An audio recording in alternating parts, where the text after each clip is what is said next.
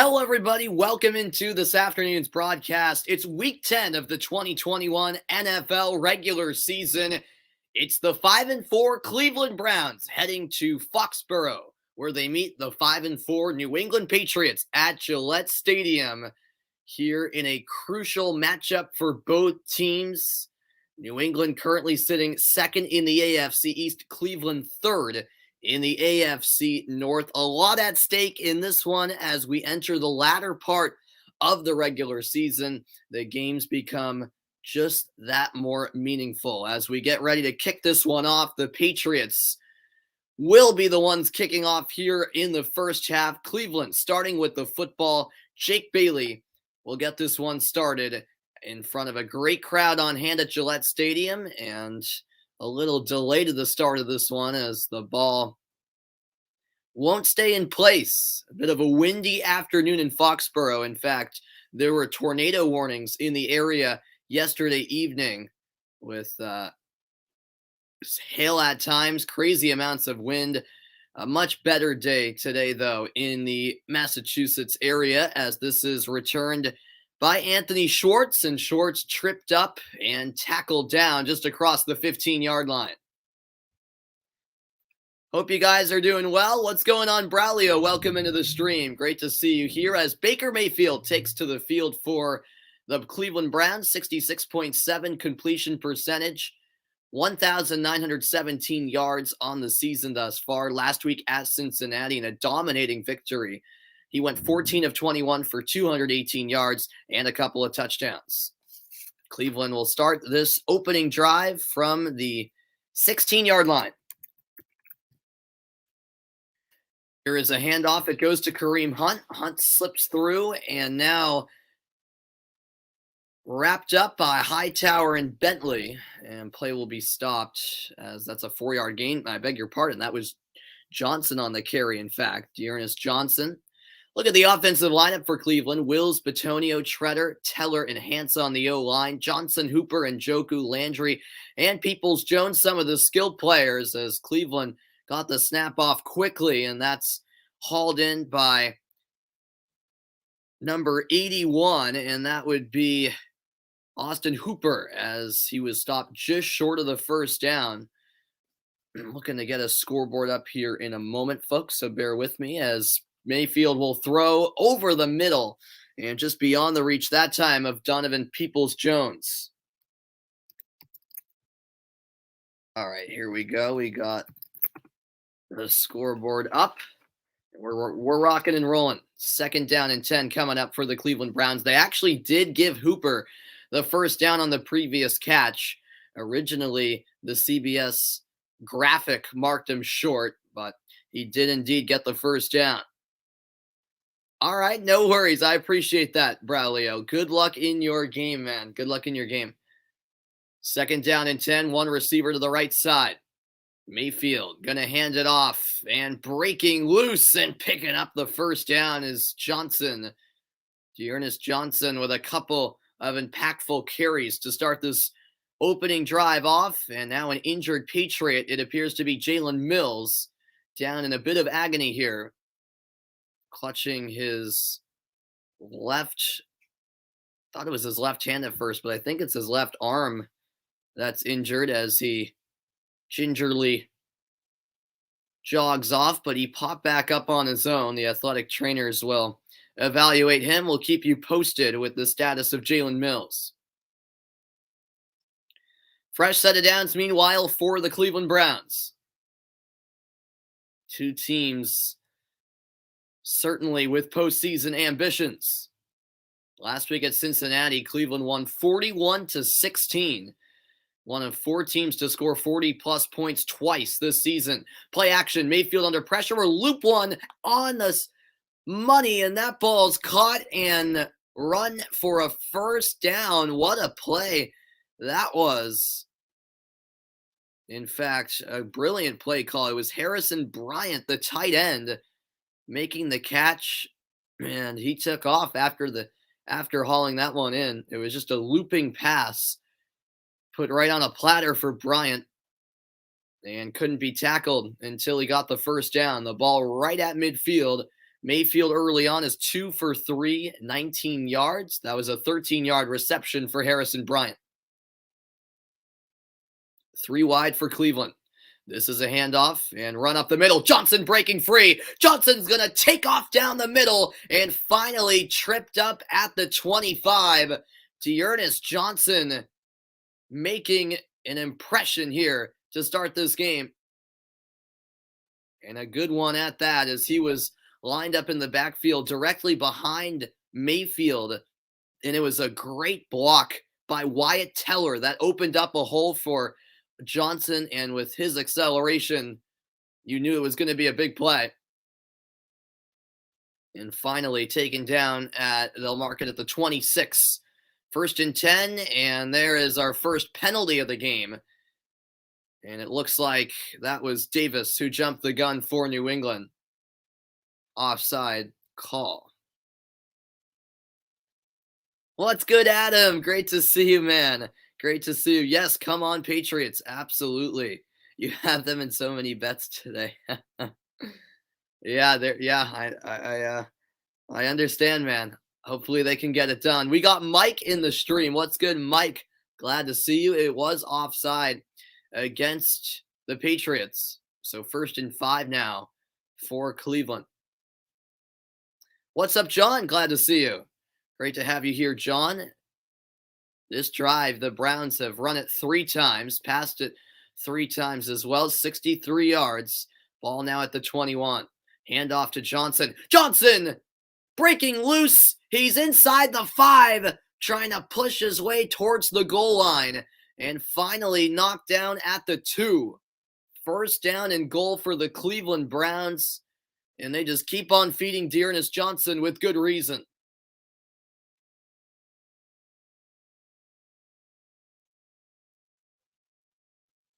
Wow. What a run. And the Cleveland Browns are just a couple yards away from an opening drive touchdown. 1st and goal from 2 yards out. That was the 4th carry by Johnson, 58 total yards. And it's going to be the fullback taking the snap, but he's stuffed at the line. The Patriots had it read all the way as Mayfield lined up as a receiver. And if I'm not mistaken, that was number 40, Johnny Stanton. It was Stanton, the fullback, taking the snap. And that just didn't work out for Cleveland. What's good, Ryan? Welcome in. Yes, go Patriots. Absolutely, guys. No doubt about that. Although Cleveland certainly with a good start to this game. Mayfield going to fire to the back of the end zone, and that ball is dropped. Incomplete. Knocked down at the last second by Adrian Phillips. Ready to celebrate was David Njoku. But that ball at the last second was knocked down by Adrian Phillips. It seemed like a sure touchdown, and Njoku had it, but not long enough, according to the referee. That's a great heads-up play by Phillips, who's certainly impressed so far this season. Yeah, Adam, that was epic Friday night. That was epic, no doubt about it. As on 3rd and goal, Mayfield rolling left, now looking over the middle, and that ball nearly picked off. It's incomplete. Devin McCourty had a hand on it. It'll be 4th and goal, and what do Cleveland do here? As the pass was intended for Peoples-Jones, but a very risky pass at that. And Devin McCourty, oh, so close to picking that one off. Well, this drive completely turned on its head here. It was 1st and goal from the 2. And now Cleveland on 4th and goal from the 2 are going to go for it. And what's good? Todd, welcome in. We got a massive Patriots fan from the UK. That's awesome, man. I know Adam is also from the UK as Mayfield steps into the throw, and that ball is caught, and both feet are in. It's a touchdown for Cleveland. They go for it on 4th down, and Mayfield connects with Hooper. It's the Browns striking first in Foxborough.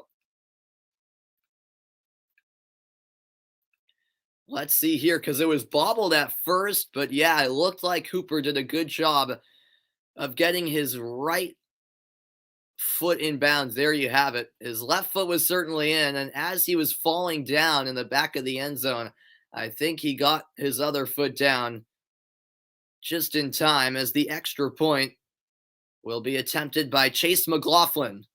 And McLaughlin will send it right down the middle. So 7-0, the Browns in front. Welcome into the broadcast, Jeffrey. And yeah, Ryan, not the start the Patriots were looking for, but their offense is yet to take the field. We'll see what Mac Jones and New England's offense can do next. 5 minutes played. It's Cleveland striking first at Gillette.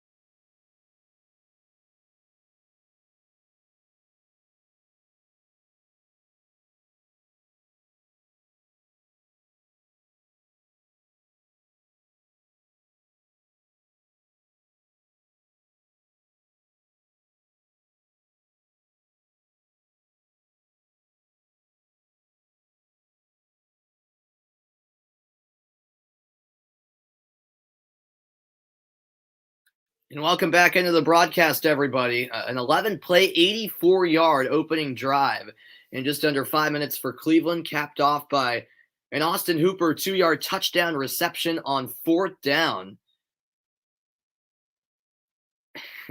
And those are true words, Adam, as it's the 3rd touchdown on 4th down this season for the Browns, tied for the most in the league. So Kevin Stefanski decided to go for it, and boy, did that decision pay off. So Cleveland kicks off to New England, and the Patriots will get the ball for the first time today. Return from inside the 5 by Brandon Bolden. And Bolden with not much of anywhere to go as he crosses the 15, tackled at about the 17 by Stewart and company. Well, taking the field, Mac Jones in his first 7 games, 70.4 completion percentage, 254.1 pass yards. In his last 2 games, he has digressed a little bit, it has to be said, but the Patriots have still been winning lately, which is a good sign, and we'll see if Mac Jones can put in a good performance tonight because this afternoon, because he probably will have to. As we all know, the high-powered offense Cleveland possesses. They hand it off to Stevenson to start, and the tackle made in the backfield by Jadeveon Clowney. Look at the offensive lineup for the Patriots. Wynn Onwenu, Andrews, Mason, and Brown on the offensive line. And then these skill players include Stevenson, Henry, Myers, Aguilar, and Bourne.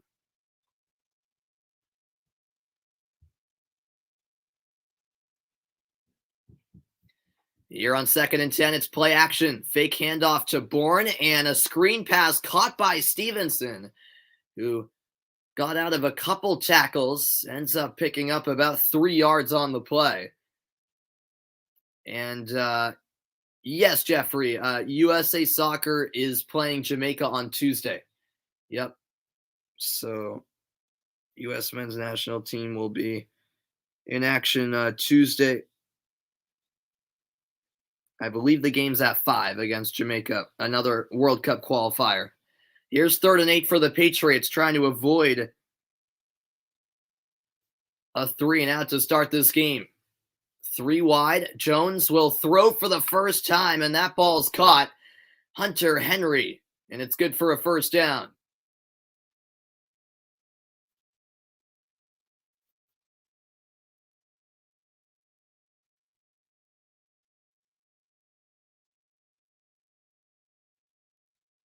Thanks, everyone, for tuning in this afternoon. Much appreciated, as always. So that ball taken across the 30-yard line to the 31. Jones going to hand it off. It's Bolden to the outside. Tackled down nicely by number 56, Malcolm Smith. It'll be 2nd and medium coming up for the Patriots.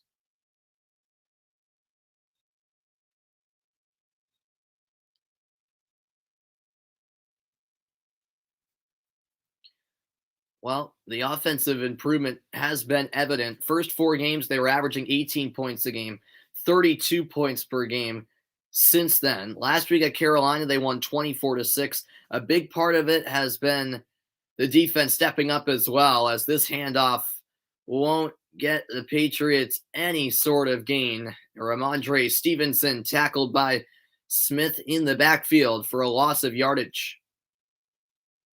We have our first update of the afternoon. Jacksonville taking on Indianapolis, and the Colts with a blocked punt, and Indianapolis returning that blocked punt for a touchdown, 10-0. Colts on top of the Jaguars. Indianapolis have won 3 of their last 4 games after starting 1-4. Jones quickly fires over the middle, and Myers makes the catch. That's a first down for the Patriots. A 3rd down conversion yet again, as Myers was sandwiched right after making the catch. Able to hold on as he got hit pretty hard by Grant Delpit, the safety.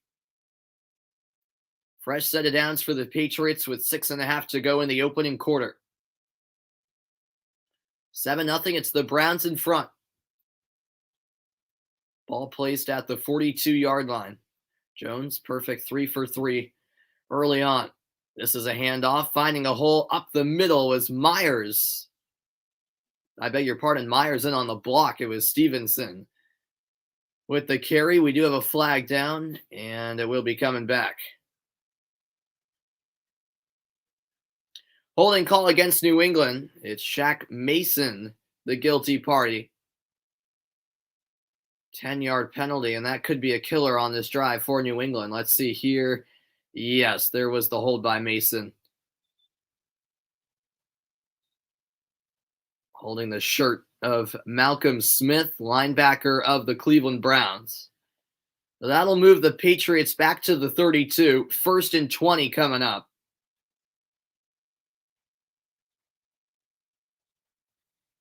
Second penalty of the game by New England. And look at this. It's a bit of trickery. Double handoff. It's Bourne to the outside. Kendrick Bourne all the way to across the 45-yard line, setting up 2nd down and just a few yards. Nice bit of trickery here as Jones handed it off to Stevenson. A little flip back to Bourne, and the space opened up down the left sideline. 2nd down and 5 after a 15-yard gain.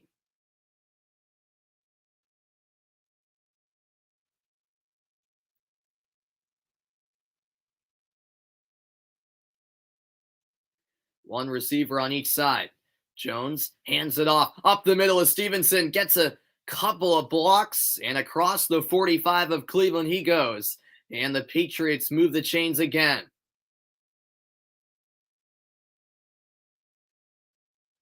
About a 9-yard gain that time.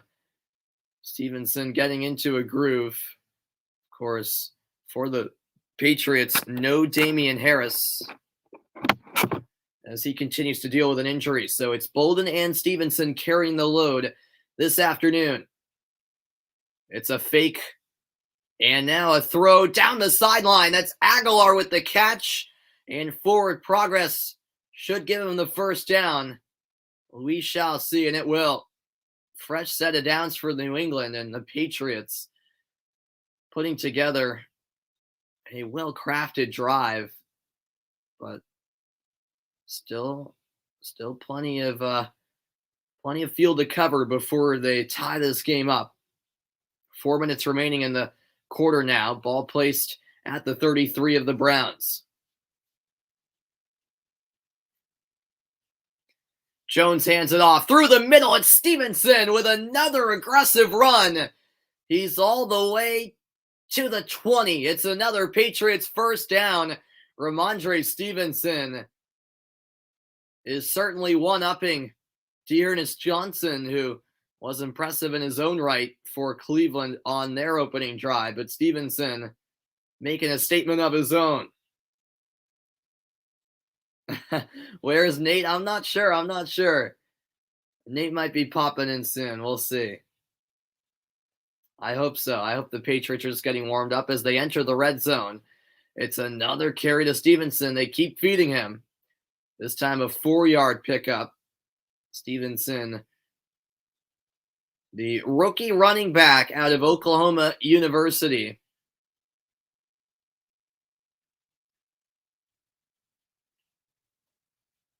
Josh McDaniels, the offensive coordinator of the Patriots. The offense of New England ranks 19th in the league.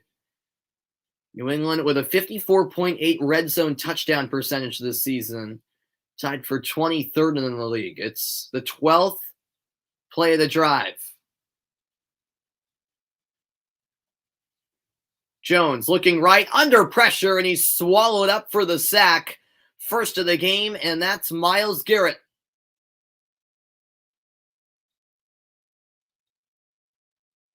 Loss of about 6.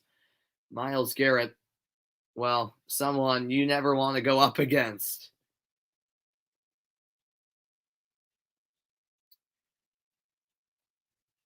Yeah, Todd. Adam can confirm for you, but he lives in London. Adam does.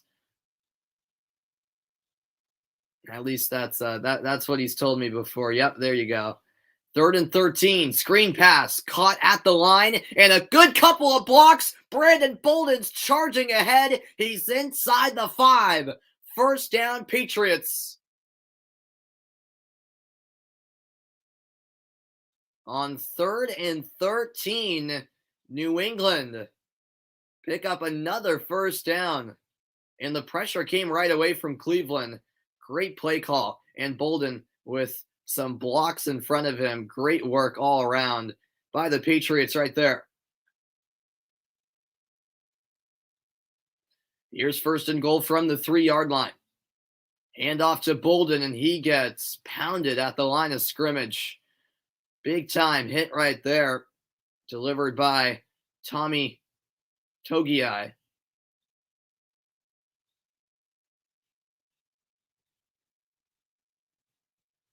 Got him by the leg. 2nd and goal, and we're inside the final minute of the first quarter.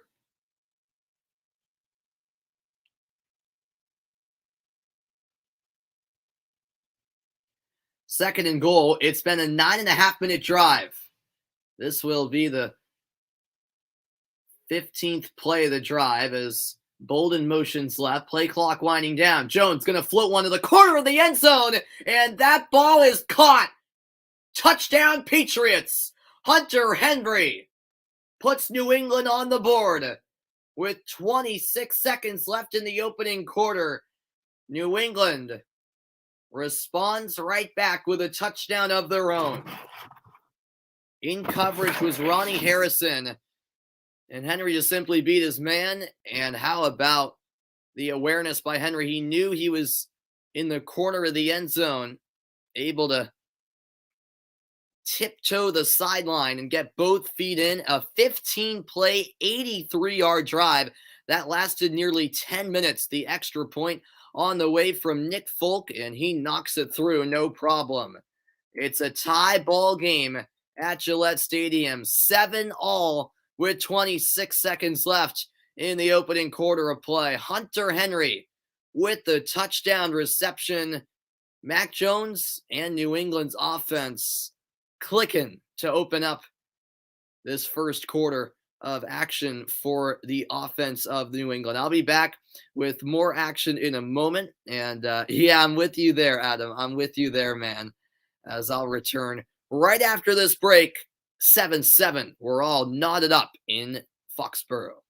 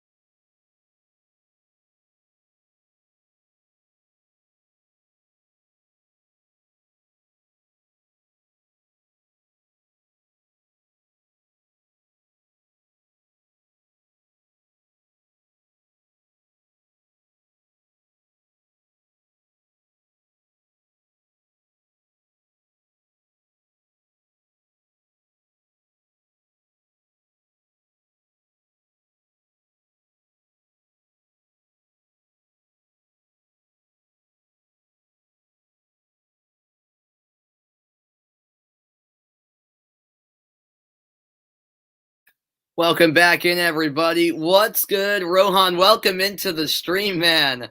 I know, long time no see. Glad to have you here on this Sunday as the Patriots and Browns are knotted at 7 apiece, late first quarter at Gillette Stadium.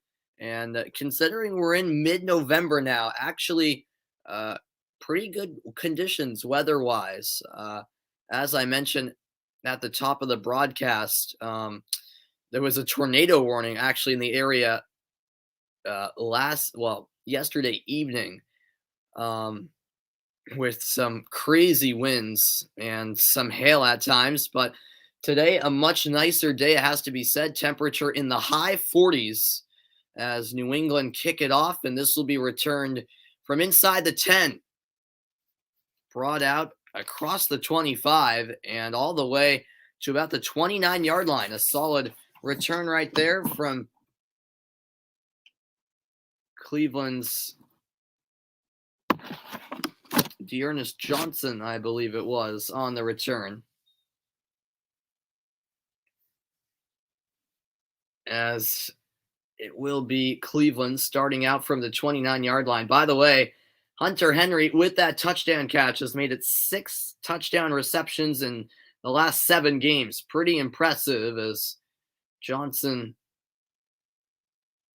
look to make a move. Will only pick up 3, and that will conclude the opening quarter of play. 15 minutes in the books from Foxborough, 7-7 between the Cleveland Browns and the New England Patriots. We expected it to be a good one, and well, an evenly balanced game thus far. Cleveland starting their second drive of the night. The second quarter is coming your way after this.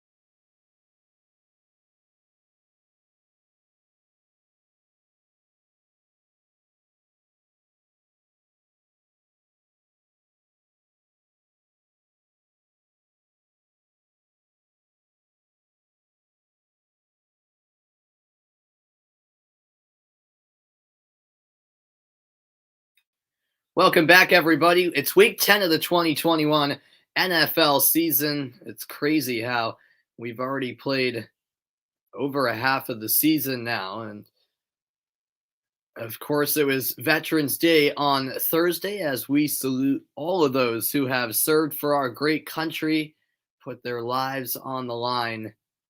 Huge shout out to all of the veterans.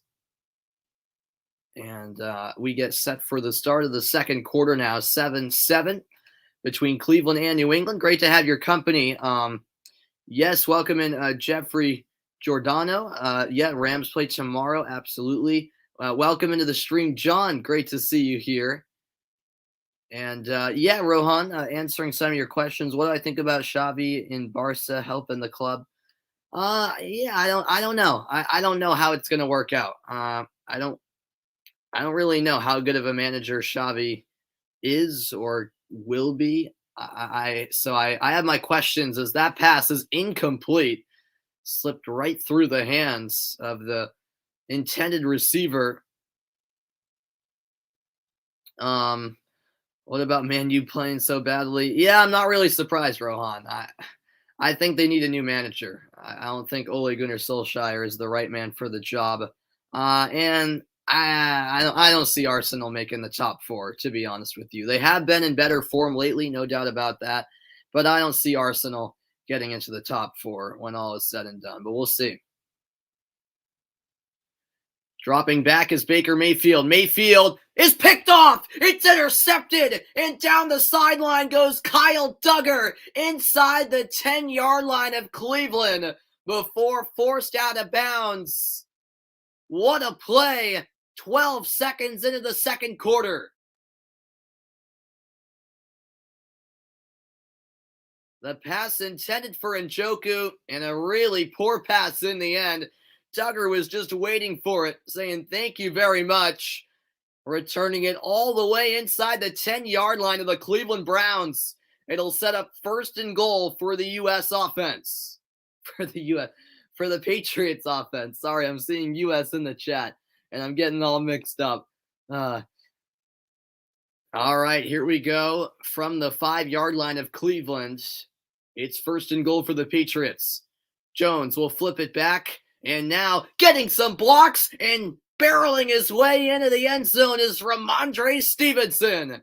Touchdown New England, and the Patriots, just like that, take the lead. 17 seconds into the second quarter, and New England score potentially 14 points in about 40 seconds. Wow. What a turn of events right there after the Baker Mayfield interception. And on the ensuing play, New England get into the end zone. The extra point right down the middle from Nick Folk. And the Patriots quickly score 14 unanswered to take a 7-point lead. Yeah, Jeffrey, that U.S. game on Tuesday against Jamaica, it'll be only on streaming, I think, in English language anyway. It'll be on Paramount Plus. It might be on cable on a Spanish channel like Univision. I'm not entirely sure about that, though. And yes, John, I did see the U.S. women's national team roster for Australia. Yeah, definitely some new players getting an opportunity, so that's good to see. Yeah, absolutely, Todd. Respect to all the veterans in both the United States and the UK, no doubt about it. I'll be back after this quick commercial break. The Patriots have come alive, 14-7. They lead the Browns.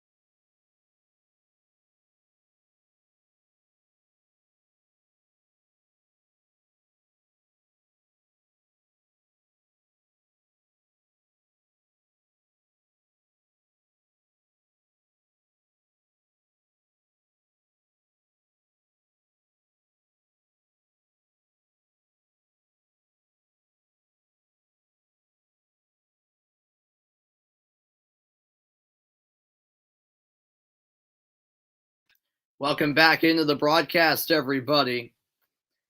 Great to have your company this afternoon. And yeah. I'm with you on that, John. I'm with you. Yeah, I was a little bit surprised French wasn't called to the roster, as the New England Patriots have had a drive, started off their 14th interception of the season. And yeah, there you have it. 14 points in 43 seconds for New England. The Browns looking to bounce back. This is returned out to the 22 before Anthony Schwartz is taken down, but we do have a penalty marker on the play. Will Chelsea win the Premier League? Oh, man. I'm going to say yes, as the penalty is against the Cleveland Browns. So this will push him back, a holding call against Cleveland. Yeah, I don't know what it is with Messi. Just not really finding his form in France. I don't know. I don't know what to say about that. Is Mbappe too selfish? He can be. He can be. And yeah,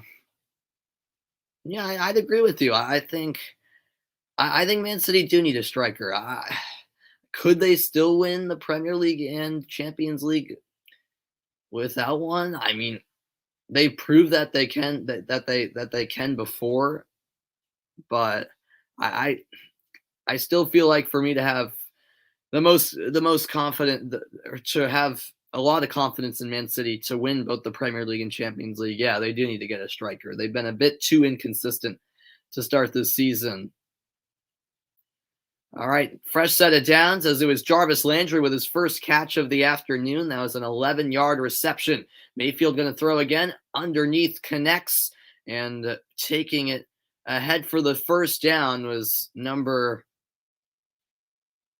81 for Cleveland, and that would be Austin Hooper, of course. We got another update for you. The Buccaneers taking on the Washington football team. And how about this, folks? Washington have taken a 13-0 lead over Tampa Bay with 12:21 left in the second quarter. DeAndre Carter with the touchdown reception.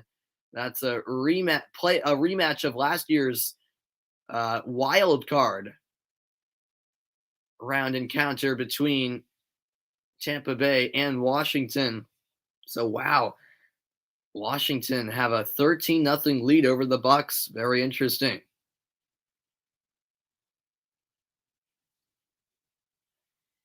All right, fresh set of downs from the 34. It's handed off to Johnson. Johnson escapes a tackle and now taken down by Christian Barmore. Only picks up one on the play.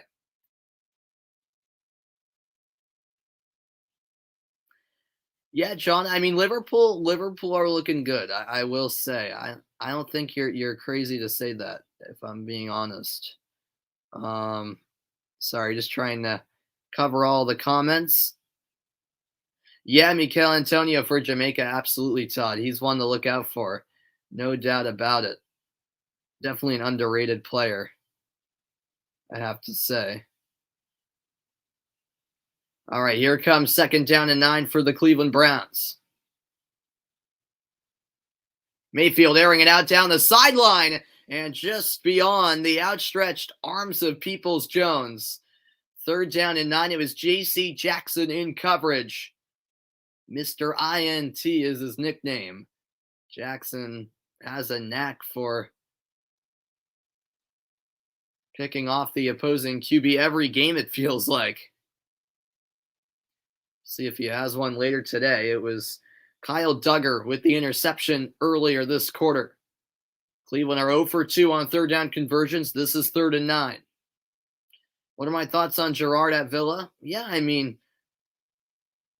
Gerrard had plenty of success in Scotland. Of course, the Premier League is a whole new thing, as plenty of flags are thrown. It might be a free play here as Mayfield completes out wide a catch made by David Njoku, and we'll see if this is against New England. I think it might be.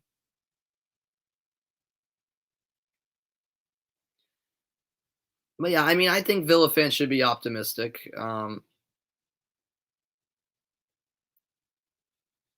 Because Gerard did a nice job in the Scottish Premier League. So we shall see, though.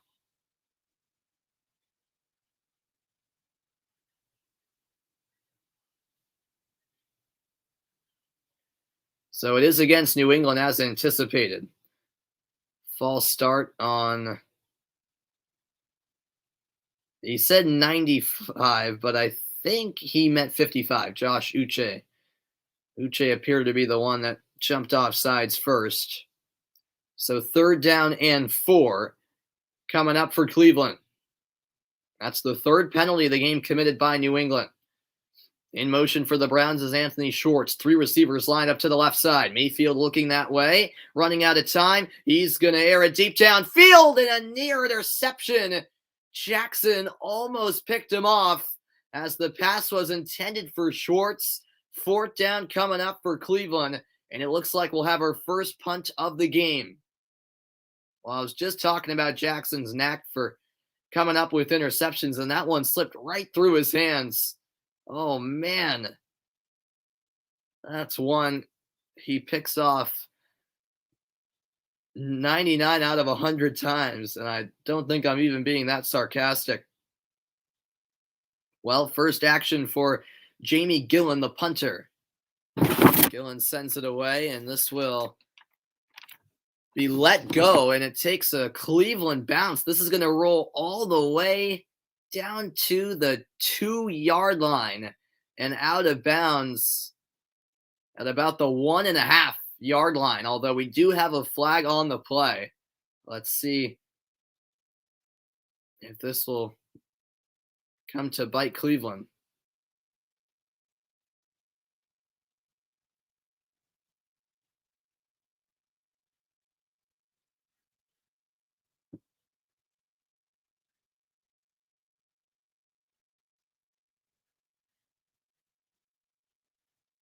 Oh.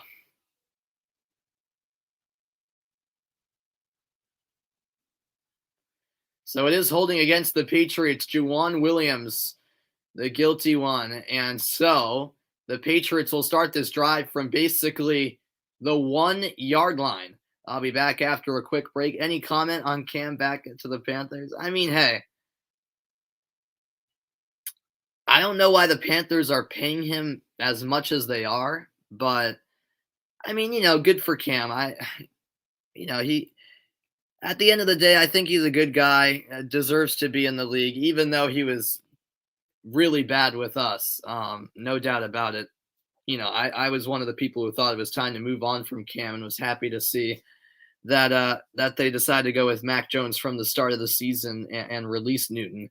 But I'm happy for Cam. We'll see. What he can do with Carolina, how much he'll play with them. Thanks, Nate, for tuning in. Great to see you, as I'll be back after a quick commercial break. A 7-point lead for the Patriots, and they'll have the football deep in their own territory next.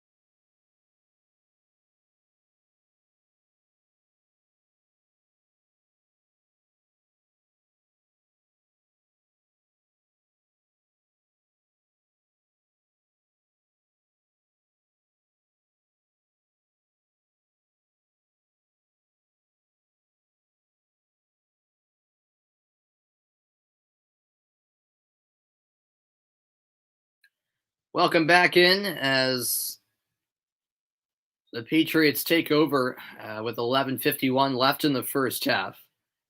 Yeah, I'm with you, Todd. I didn't think Odell Beckham was a necessity. He's a fantastic player, but I didn't want to risk it with his off-field issues that he's had over the course of his career, and I don't know what he would do to the locker room potentially. I just don't know. I don't know if I didn't know if the risk was worth taking. So yeah, I'm perfectly fine with the Patriots not getting Odell. And how about Ramondre Stevenson? Another very impressive run. It looked for a moment as though he was going to be taken down in his own end zone for a safety, but he just garnered the strength and energy to stay on his feet and push forward for some breathing room. It was a 5-yard gain, 2nd and 5 from the 6. Handoff to Stevenson again, who leaps forward, tackled at the 10. He's a yard short of the first down marker.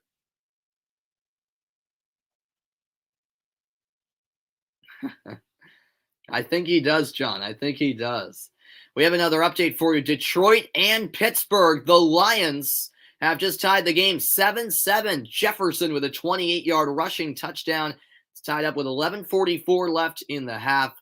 It's the 4th 0-8 start for Detroit in franchise history. They're the lone team that's still winless in the NFL, trying to get their first win today. Look at this, a nice flip and a burst of speed as the space opened up down the sideline. Stevenson all the way to about the 30, and the Patriots opened it up here with a fresh set of downs on the way. They needed a yard, got much more than that, about a 20-yard carry on the play for Stevenson.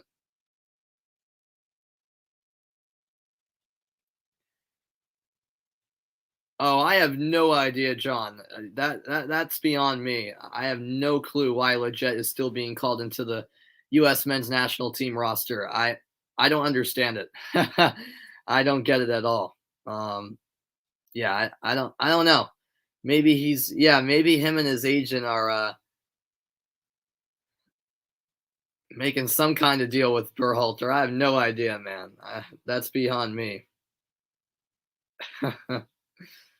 2nd down and 8 after a 2-yard gain. Stevenson getting a little bit of a rest. He's been put to work so far in this game. In motion is Jacoby Myers. It's handed off. Taylor up the middle, and he'll pick up about 4 yards. Setting up 3rd and medium with 9 minutes left in the second quarter now.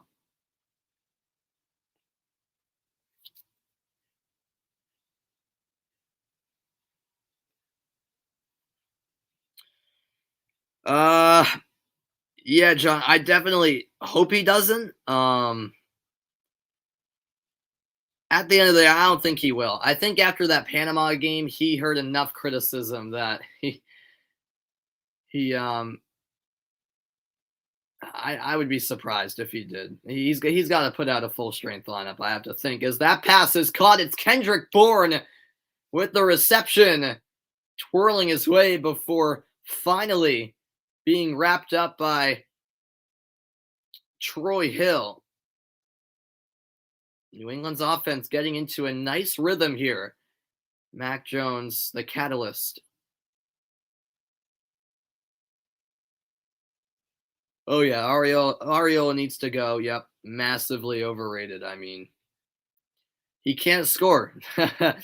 A striker needs to score, and he misses. So every time I watch him play, whether it's the national team or MLS, especially with the national team though, he just can't score. As Jones gonna go deep downfield, but he overshot Aguilar by about 3 yards. Incomplete, 2nd and 10.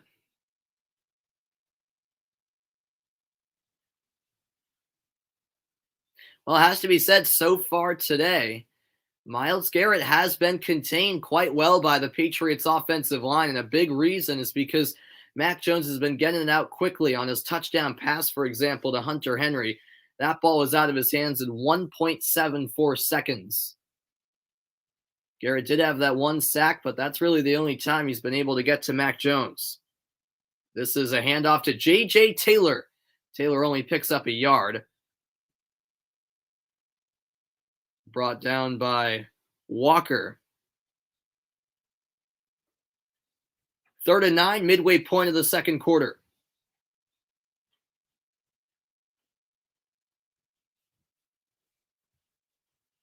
Yeah, I'm with you, Todd. I'm with you on that about Odell. Yeah. That's a fair point, John. Sargent can't score either. Yes, that's very true. Here's 3rd down and 9 for New England. Dropping back is Jones. Lobs one down the sideline. That ball's caught. Jacoby Myers. At about the 27-yard line. Beautiful pass. And a great catch by Myers. Over the shoulder.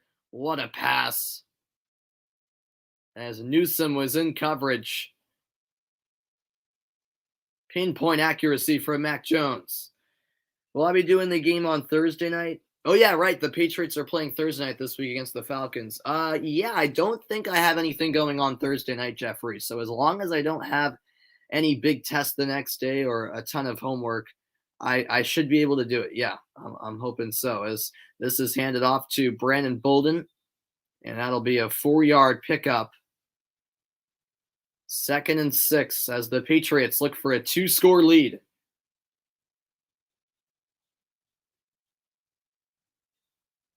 Yeah, I really like Anthony Robinson. Yep. Of course, he plays for Fulham in the Premier League, and yeah, his performances from the U.S. have been impressive. Adam.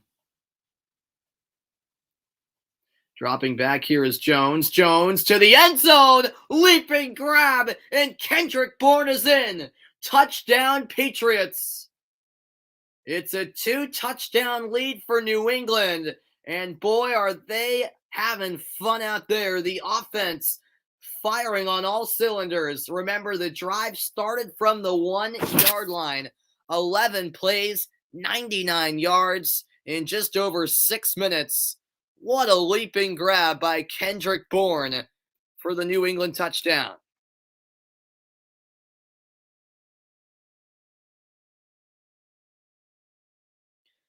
.540 left in the second quarter, a 23-yard touchdown reception, and Nick Folk slips the extra point through the right upright, and it's a 21-7 Patriots lead. Wow. 21 unanswered for the Patriots. The Browns started the game with a touchdown. New England said, not for long. 21-7. The Patriots are rolling. Does anyone watch Serie A? Yeah, I do. I watch a little bit of Serie A, John. I think it's an underrated league. It's a fun league to watch, no doubt about that. And yeah, absolutely, John. Very promising from the Patriots right now. And yeah, John, I suppose Zach Steffen is the number 1 right now. It's looking that way. I'll be right back after a quick commercial break. Cleveland, with a lot of answers needed, they trail by 14.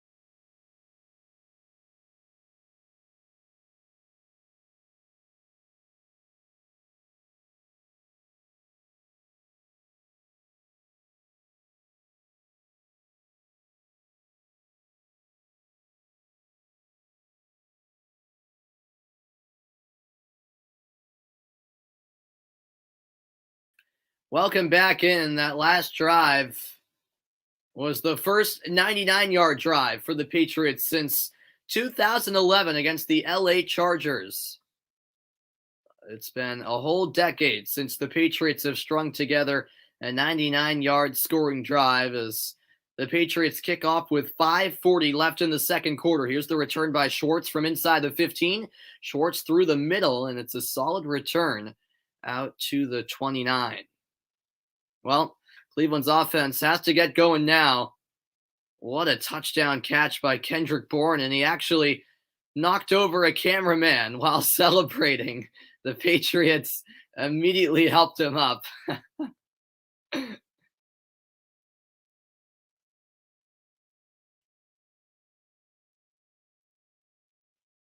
He's all right. He's waving to the he's waving to the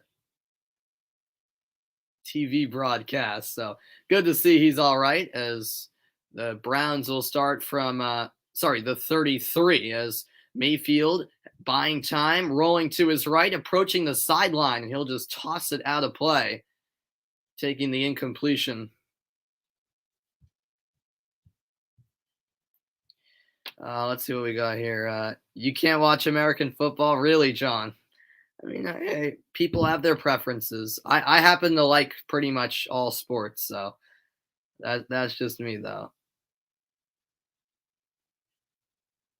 Yeah, it really has been a master class from the Patriots thus far.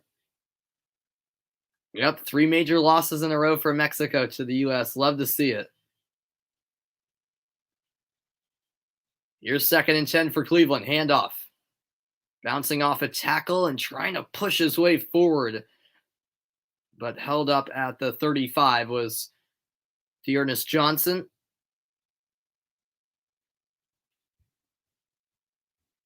Yeah, Adam, exactly. Howard Friedel, even Guzan have all played in the Premier League. But yeah, as you say, they got playing time. So I agree that Stefan needs to get more consistent playing time. But to Stefan's credit, he was really good Friday night against Mexico. It has to be said. Yeah, Guzan, I wouldn't, put in the class of Howard and Friedel, obviously, but he is an example of a keeper who played in the Premier League from the U.S. As on 3rd and 8, it's a short pass. The ball knocked loose. It's a fumble. Who has it? I believe Cleveland fell on top of it. They did. Johnson recovered his own mistake as Uche punched it loose, I do believe, and he nearly got there. No, it was Van Noy. Kyle Van Noy punched it out, and my goodness, Uche just overestimated where that ball was going to roll. He jumped over it. He was right there, but in the end, Johnson recovers the fumble, and Cleveland will have to punt now on 4th and 15. So 2nd punt for Gillen, and that was nearly blocked as Gillen fell down. This will be fair, caught by Jacoby Myers a bit awkwardly. That was a wild sequence. It'll be a 40-yard punt, 3:48 left in the half now.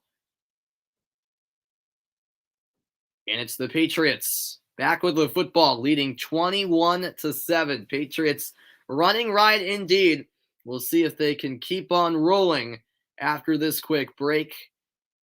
And all right, fair enough, Todd. Fair enough. I'll be back in a moment. I can't say I avidly follow darts, so you got me on that one. As I mean, hey, I don't know, man. Hoppy and Pepe are two fantastic strikers, I think, both with a lot of potential. I'll be back after a quick break. Stay tuned.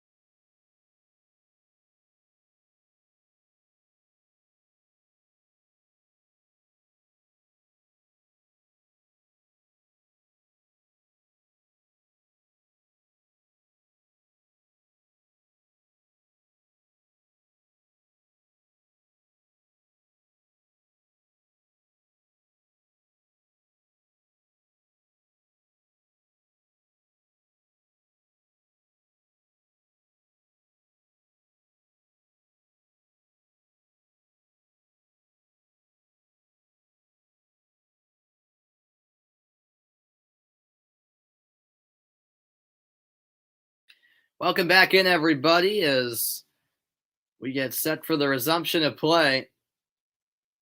It was a touchdown catch early on for Cleveland by Austin Hooper that got the scoring started. But then after that, the Patriots have completely taken over. No doubt about that. Kendrick Bourne with the most recent of 3 straight touchdowns. The middle one was set up by a Kyle Duggar interception. Patriots begin the drive from the 33, and this run will get Stevenson nowhere. No gain on the play, 2nd and 10. How about Mac Jones in his first 10 pass attempts? 9 of 10, 2 touchdowns, 117 yards. Yeah, I don't really watch cricket that much, John. I have seen it. I check it out once in a while on ESPN Plus. I'll be honest with you, I don't understand the sport that well. I want to learn. I want to understand. I want to understand it better. But yeah. I have watched it, but not that much. As the catch is made by Stevenson. He's taken down quickly. The tackle by Owusu Koromoa. Owusu Koromoa, if I'm not mistaken, played his college ball at Ohio State. 3rd down and 5 for New England. 3 wide for the Patriots. Jones looking right, the throw off the fingertips of Bourne and incomplete. But now a flag comes in. And this is going to be defensive pass interference against Newsome. Mac Jones immediately knew it. He said, let's move it forward. It looks like they're going to move the chains as a result of this penalty, and the Patriots' drive will be extended.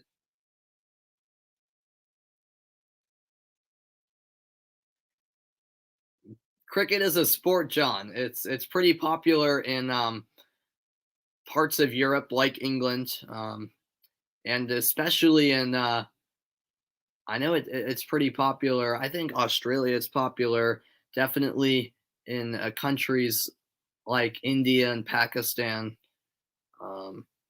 Even some Caribbean islands, I think cricket is somewhat popular. It's kind of similar to baseball, John. Look it up. Look it up on YouTube. It's definitely an interesting sport. It's kind of like baseball, but not really. Like the rules are completely different. As this is handed off, and Stevenson gets blasted right away. Tackled by Ronnie Harrison Jr. 2nd down and 11, and that might bring us down to the 2-minute warning. And I believe it will. Yep. So 2 minutes left in the opening half. New England looking to further add on to their 14-point lead. 21-7, the score between two teams with identical records of 5-4. I'll be back after this quick break.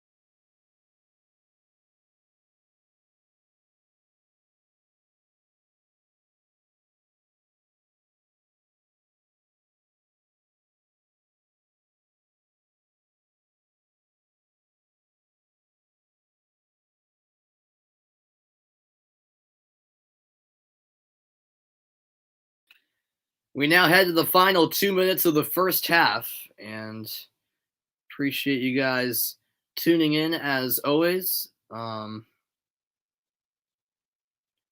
don't know, John. I don't really know, man. It's a good question. Second down and 11 for the Patriots. Both teams still have all 3 timeouts remaining here in the first half. 4 receivers lined up, 2 on each side. 201 total yards for the Patriots, just 100 for Cleveland as New England looks for their 14th first down of the afternoon. This is handed off. Stevenson gets a block and gets a first down, stumbling his way forward, and he gets all the way to the 35 of Cleveland.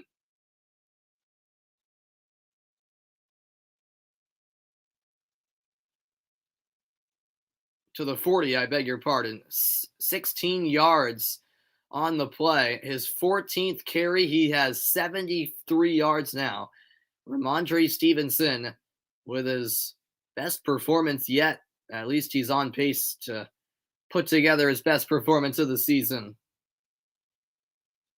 Jones hands it off to the outside is Bourne. Bourne finds a hole, and he has another first down. A strong run down the sideline, and the Patriots keep on moving the chains. It looks like limping at the end of the play is Ronnie Harrison, a key safety for this Cleveland team. He heads to the sideline momentarily.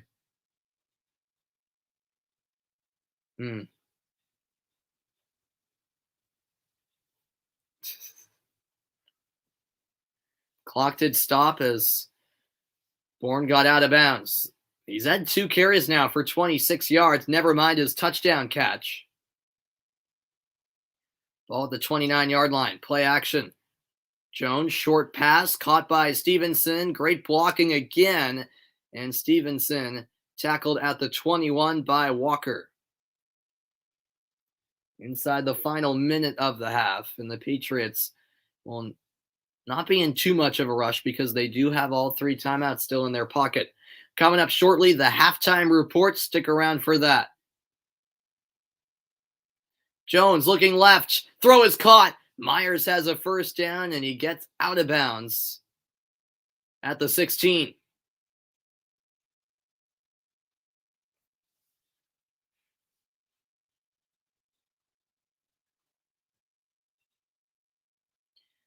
I know, Rohan. I know, man. As I said before, it's awfully tough for me during the school year to cover Champions League matches in particular because they're on Tuesday and Wednesday, like right as school is ending for me. So it's extremely difficult. But I'll try to do some Champions League games, and yeah, I'll definitely be able to start covering league matches soon. I hope I can do more Premier League games in particular, and then even some La Liga, Serie A, Bundesliga, hopefully. Yeah, as you say, John, I cover a lot of sports on this channel, but no, I definitely have some exciting things coming up because I'll hopefully be on the call for the NWSL Championship next weekend because this was my last weekend of refereeing for the fall season, so my weekend should open up a bit more, particularly on Saturdays. I'll be on the call for MLS playoff games, and then yeah, more Champions League games hopefully, and league games as well. As on 1st and 20, it'll be a short pass by Jones, caught by Bolden trying to spin free, but tackled after a 1-yard gain. And a timeout called by New England. They're first with 29 seconds left.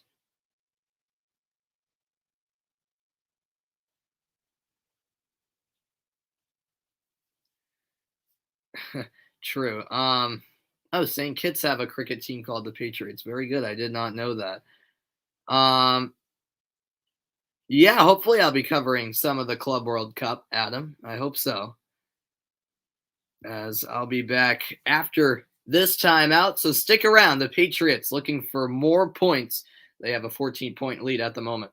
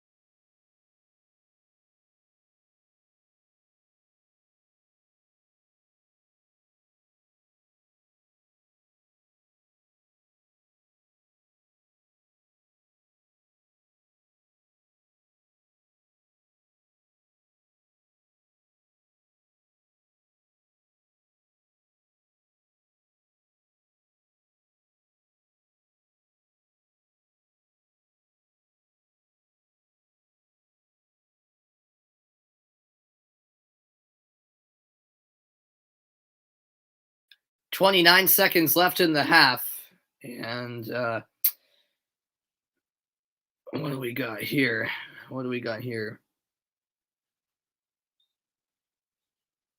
Oh, we will defeat the Brazil side in the final. The Club World Cup, you mean? Yeah, that's right. It's an all-Brazilian Copa Libertadores final. No, not Internacional. It's Palmeiras against I can't remember right now. I think that's next weekend actually. Copa Libertadores is fun to watch. Oh yeah, I know. I understand, Rohan. Yeah, I know. And another timeout called after a short gain on the play. 22 seconds left in the half now. We'll keep it right here. All right, one in your family, Todd, is a Chelsea fan. The rest are West Ham fans. Got it. Yeah. Well, the Hammers are doing quite well, aren't they? This season, I do have to say. But yeah, Rohan, I know, man. I wish it could be the summer all the time, where I had a good amount of free time and was able to cover the Euros extensively, as well as some of the Copa America and Gold Cup. Summer is a good time, but once the school year starts, unfortunately, I'm just a bit limited. As the Patriots are 6 for 6 on third downs today. But, in a couple weeks, it's Thanksgiving break for us here in the U.S. And then, of course, we'll have Christmas break where I'm off for about 1.5 weeks from school. So I'll have some windows during school breaks where I'll be able to call a number of matches. And they're going to rule this a fumble recovered by Aguilar. And he's going to head into the end zone. There's confusion on the field.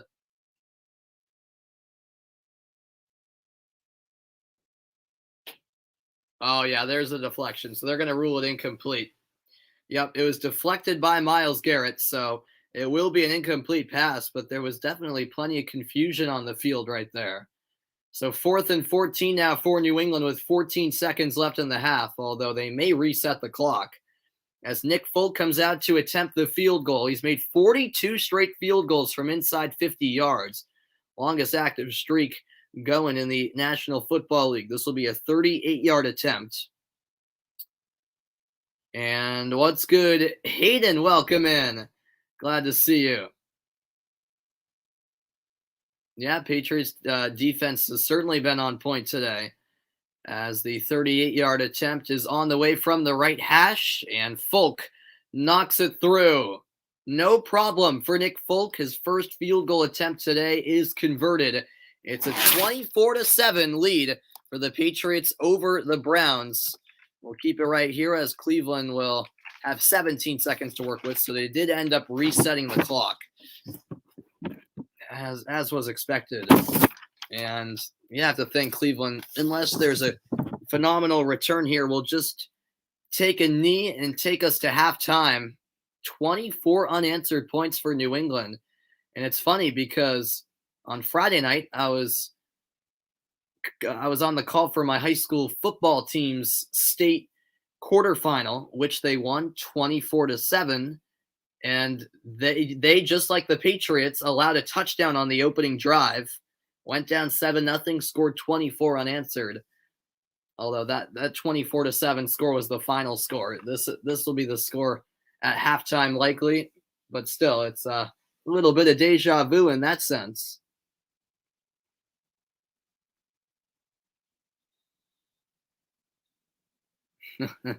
Yeah, I was actually at that Miami New England game. I was actually at that Miami Revolution game, Adam, last week. Yeah. Yep, Miami won when it didn't even matter. But it was still cool seeing the Revs raise the supporter shield. That was a fun day. That's why I wasn't on the call for the oh my, what a blistering hit. Schwartz got pummeled. Wow, by Duggar. But yeah, it was that's why I wasn't able to call the Patriots game last week, because I was at the Revolution game. Ooh, was that helmet to helmet? Perhaps it was. My goodness, what a hit. And slow to get up is Schwartz. He looks a bit dizzy as he walks to the sideline with the assistance of the athletic trainers. And he's surely going to be in concussion protocol. No penalty, though. Looks like the Browns are going to try to run some plays. Let's see what they can do. 12 seconds left in the half. Mayfield has it knocked loose. That ball fumbled, but it rolls out of play. With 5 seconds left, Dietrich Wise knocked the ball out, and it rolled out of bounds. Fortunately for Cleveland, or else that could have been disastrous. If the Patriots had recovered there, they would have been within field goal range. Yeah, Adam, right now I'm actually trying to secure tickets to their playoff game against either Atlanta or New York City. So yeah, right now I'm in the process of trying to get tickets to their conference semifinal, which I'm definitely looking forward to. Cleveland smartly take a knee, and that'll be halftime. Hey, stop it, John. Stop it, John. I didn't say either of those things. Let's get the facts straight here. All right. Well, it's been great to have your company, everybody. I'll step aside quickly. The halftime report is coming up on the other side of this break, so stick around. It's the Patriots with a 24-7 lead, and remember, it will be New England getting the football to start the second half. On the halftime report after this break, I'll get you caught up on all of the action, not just in this game, but around the NFL. Stay tuned for that. It's coming your way next.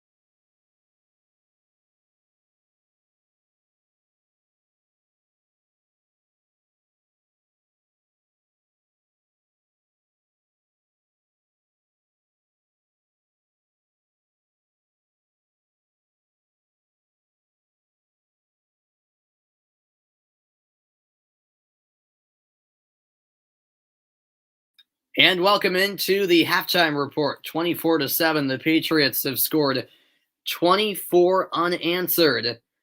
And no, I know you're just kidding about the Greg Ariola comment, as we will roll the highlights from MetLife Stadium. Two AFC East opponents going at it. The Bills up on the Jets in a low-scoring game, 10-3, with 1:01 left in the half.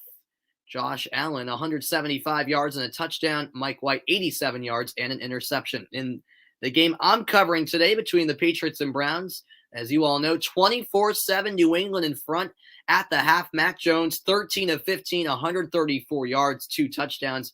Mayfield just 6 of 14, 36 yards, a touchdown, and an interception. In Pittsburgh, Pennsylvania at Heinz Field, the Lions taking on the Steelers. It's 10-10 at the half. Of course, it's Detroit's pursuit of their first win of the season. Matt Rudolph, of course, the starter for Pittsburgh, with Roethlisberger on the COVID list. Saints-Titans from Nissan Stadium in Nashville, Tennessee. And it's the Titans currently actually in a battle with the Saints. That game is a close one, as they are at the half Colts Jaguars has been a good one as well. Although the Colts have inched ahead, they are leading Jacksonville at the break. FedEx Field in Landover, Maryland, Buccaneers against Washington. And as I said earlier in the broadcast, Washington were the ones getting off to a great start early, but the Buccaneers have come fighting back a little bit. Chase Young, by the way, picking up an injury for Washington. Falcons, Cowboys, this game in Dallas, and my goodness, the Cowboys are tearing apart the Falcons. It's 36-3. Dallas running rampant in that one. Wow. All right. So there is your update around the league. And sounds good, Todd. Appreciate you tuning in. We got Try in the broadcast. Welcome in. Yeah, Mayfield has certainly been struggling. No doubt about that. And I'm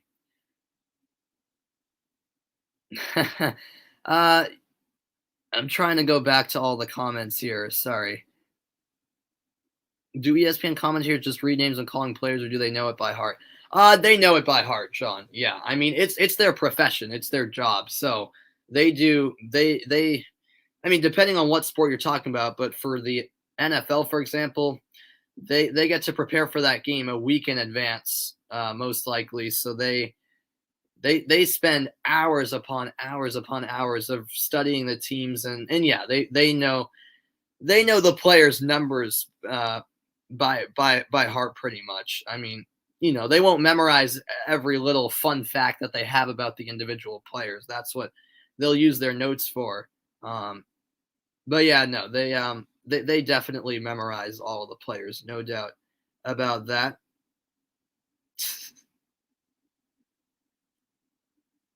Yeah, well, try that. That's been the Browns for the longest time now, hasn't it been? Well, not for the longest time. Before they used to just be trash. But yeah, as you say, now they actually have talent, but don't know how to use it. And they're down by 17 at the break. We'll see if the Patriots can just keep it up in the second half. If the Patriots can get a touchdown right out of the gates to start the second half, I just don't see any way Cleveland are getting back into this game.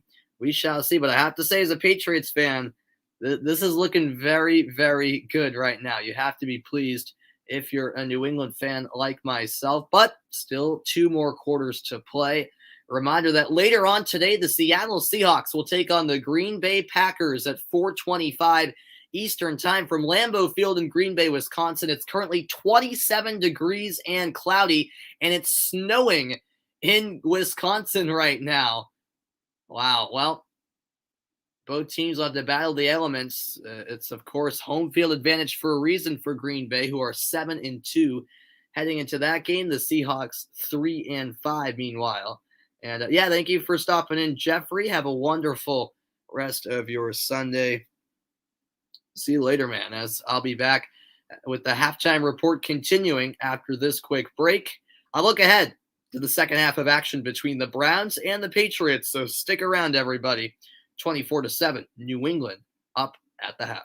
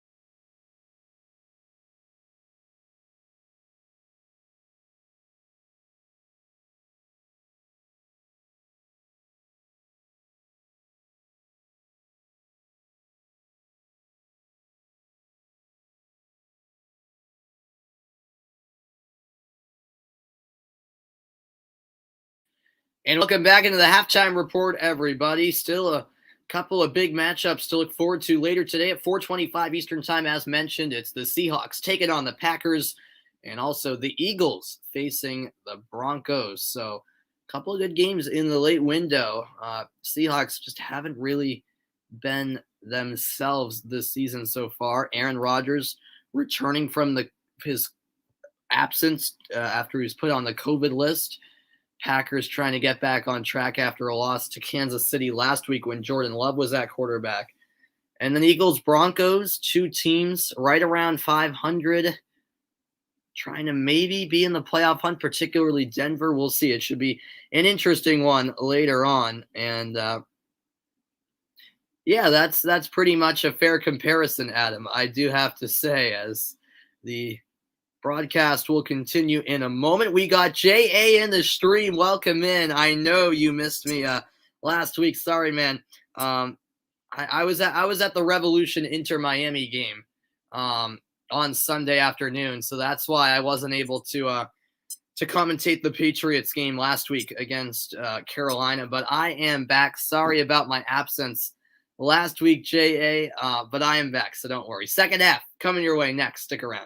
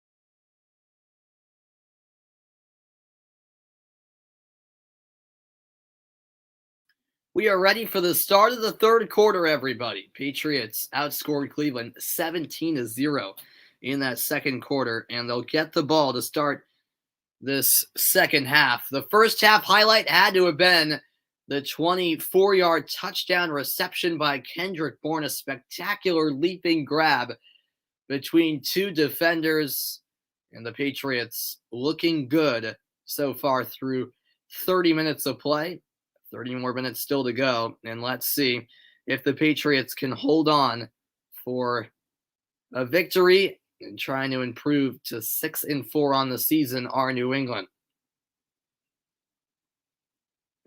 You guys are funny in the chat.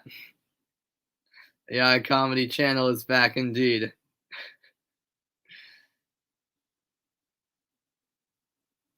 Well, as I mentioned, great to have you guys here. It's hard to imagine it's already week 10 of the NFL season, and NFL Sundays are just always such a good time, such a delight. And so the Browns kick it off, and this will be returned by the Patriots. From inside the 5, it's taken out by J.J. Taylor, who springs across the 25, down at about the 27. Look at some first half stats. Rush yards 120 to 64, pass yards 127 to 27, and look at the total yards 247 to 91 in New England's favor. Baker Mayfield threw an interception. The Patriots got a touchdown off of that turnover, and Cleveland have struggled greatly on third down conversions as well. Meanwhile, a Cleveland Brown injured on the play. Can't quite make out who that is. And now we'll get a number. That would be A.J. Green, number 38, cornerback. What's good, Brayton? We got Brayton in the house. Great to see you, man. Hope you're doing well. How about them Gators? Yeah. Well, Florida have been, yeah, they've been a wild season in this college football season, as we have an injury timeout right away. We'll step aside for the injury timeout. Back after this commercial break.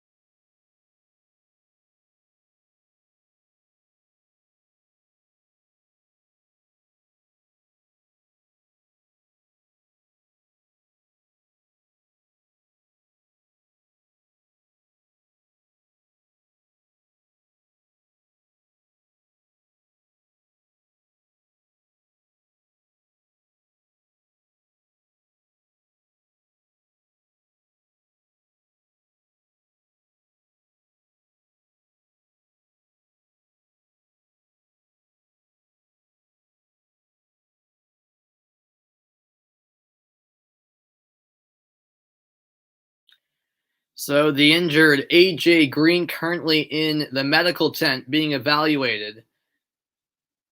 And I couldn't quite make out what happened in real time, but oh yeah, it looked like he had a nasty collision, helmet to helmet, between him and Uche. Uche came out just fine, but unfortunately Green did not.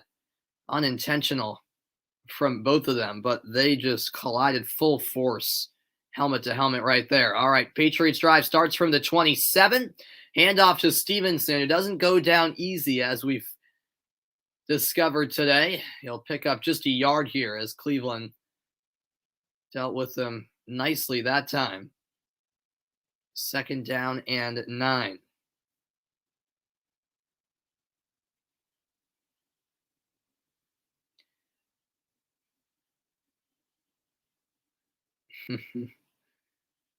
Yeah, I know, Adam.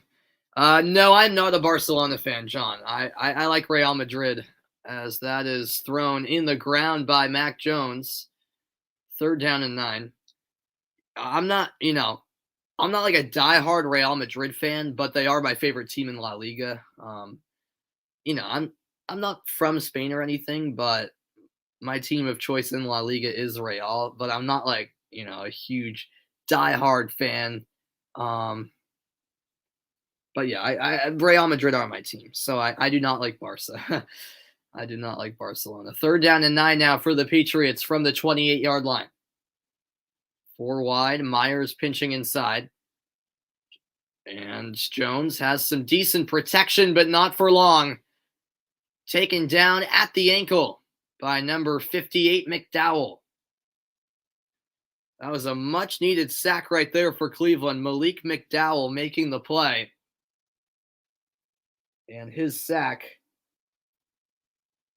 now sets up what will be 4th and 17. And the first punt of the game finally arrives for New England. Jake Bailey out to send it away. It's a good-looking punt. It takes a Patriots bounce, and this will roll all the way inside the 20, inside the 15, and down to the 14-yard line Beautifully executed punt by Jake Bailey.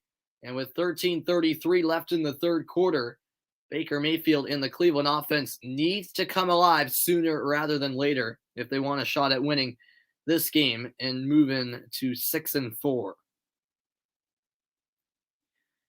My favorite team in the Prem is Chelsea. Yep, I've always been a Chelsea fan since I was like 5 or 6. Patriots with 99 straight wins when leading by 17 plus points at halftime, the second longest streak of all time. That's a remarkable stat, in fact. Play clock winding down. Mayfield gets the snap off in time. Handoff to the right side. It's Dearness Johnson pushing forward. Forward progress. Should give him about 4 yards right there. What's good, Bobby? We got Bobby in the house from Gillette Stadium. Let's go. I saw your pregame video, man. So I knew you were at the game. Looks like you got great seats again.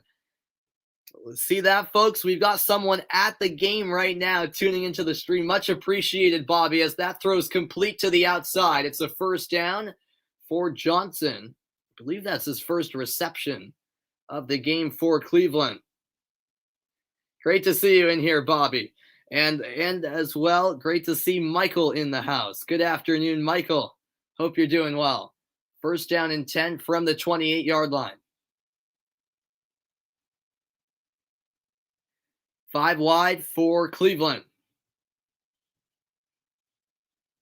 There you go, Rohan. This is a pass over the middle, caught, but Hightower immediately tackles Austin Hooper. It'll be second and about 3.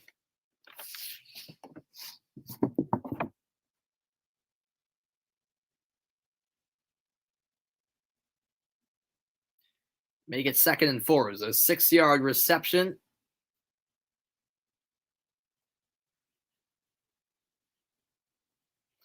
Oh, yeah, you feel bad for Steve Bruce. Yeah. He did seem like a good guy. Yeah. That's funny. Here's a handoff up the middle, and Johnson will only get about a yard here as he is tackled by Devon Godshaw. Third down coming up. Cleveland have struggled on third downs throughout the afternoon. Let's see what they can do here. 3rd and 2 coming up here.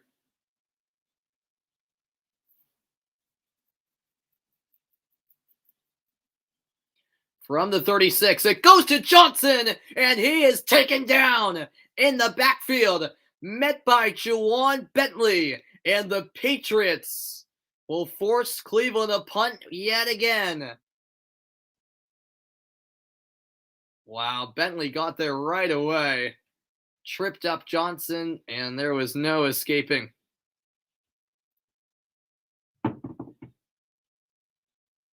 That's big time yet again from New England's defense. 4th and 5, and Gillen out for a 3rd consecutive punt. 3rd play for negative yardage by Cleveland today. The punt is released by Gillen, and that will take a couple of bounces. Myers will leave it, and that'll take a Cleveland roll all the way down to the 8-yard line.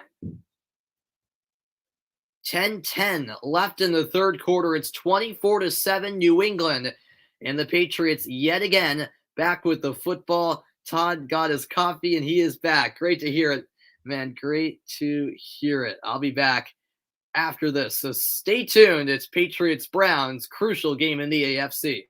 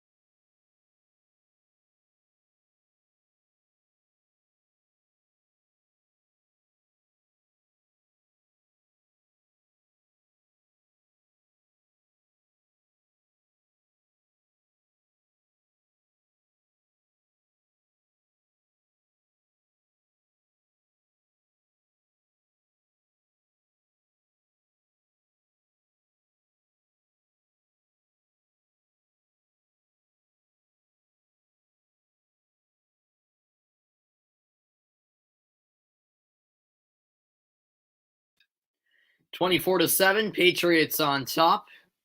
And back with the ball. This will be their second drive of the half. Both teams punting on their respective drives to start this second half.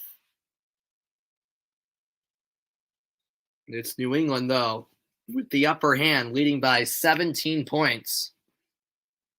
10-10 left in the third quarter. This drive will start pretty deep into New England territory, but remember last time they started deep into their own territory, they got a touchdown, 99-yard drive. This starts from the 8-yard line, throw out wide, caught by Aguilar, and he stumbles out of bounds. That'll be about a 7-yard reception. Well, Mac Jones this afternoon has had some nice plays, it has to be said. Real good ball placement, particularly on the long throws. His accuracy and velocity has been impressive so far.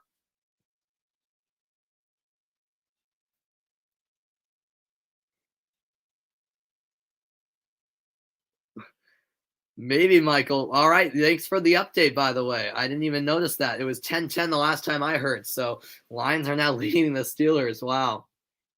Yeah, this may be their day, Michael. As Ramondre Stevenson runs for 5 yards. A look at the quarterback comparison. It really isn't much of a comparison. Mayfield, 8 of 16, 51 yards, a touchdown and an interception. Mac Jones, 14 of 17, 144 yards, 2 touchdowns, no interceptions.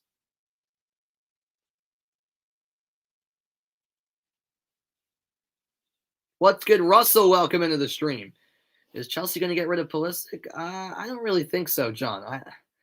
Not in the immediate future, I don't think. And what a throw again!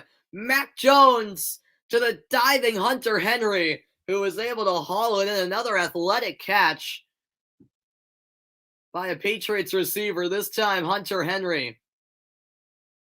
First down, New England.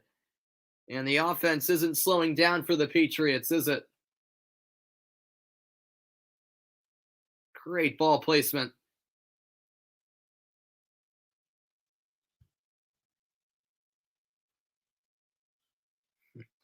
What's good, VPR, Boston sports fan? Welcome in.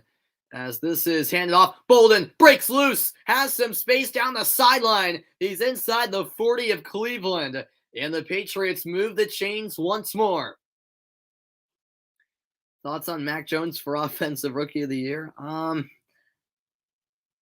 mean, we'll see how he closes out the season, but he could be in the running, VPR. I'm not convinced he will get Offensive Rookie of the Year, but there's a chance. There's a chance. Not ruling it out, I suppose. But I think there's an opportunity for him to win it. I think it largely depends on how he finishes off the season. How about that? The balance of the Patriots on full display. 148 rush yards, 148 pass yards. This is a pass play. Bolden with a nice catch and run. He picks up about 17 yards this time. How about another first down for New England as they enter the red zone? Is Pulisic close to world class yet?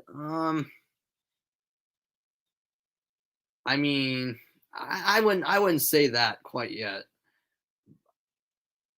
I mean, when he's healthy, he's special. He's got to stay healthy. I mean, that's a tough question to answer. I'd say, John, it's 1st and 10 from the 19-yard line.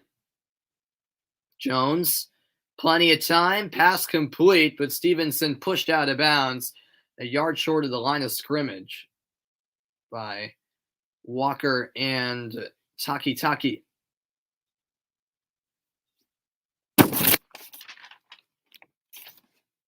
Who do I think will win the World Cup if it's not Brazil or France?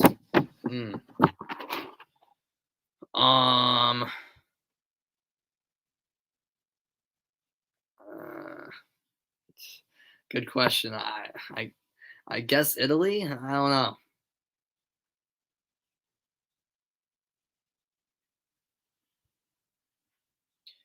Here's a handoff to the outside. There's some blocks here. Kendrick Bourne taken off all the way to the 3-yard line before being pushed out by Taki. First and goal coming up. The Bruins actually lost to the Oilers, Adam, the other night, but they did beat the Devils yesterday. So maybe you got those games mixed up.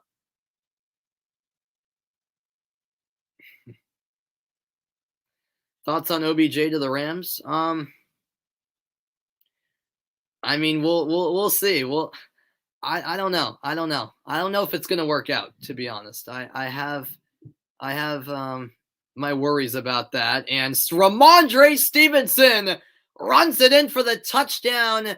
A little bit of trash talk afterwards, and now a celebration as New England take a 30-7 lead, an 8-play, 92-yard scoring drive in just over 5 minutes. Stevenson getting into it with Johnson after the fact. 17 carries, 86 yards, 2 touchdowns. Stevenson is having himself a game, that's for certain. And with 5:04 left in the third quarter, Nick Folk's extra point is good. And the Patriots have their biggest lead of the day, 31-7. The Patriots with 31 unanswered points. How about that? Oh no, it's all right, John. It's all right, man. I'm trying to acknowledge the chat while, still not missing any plays. So I'm trying my best to find that balance. I'll be back after a quick commercial break. The Patriots loving life right now. The Browns, well, not so much.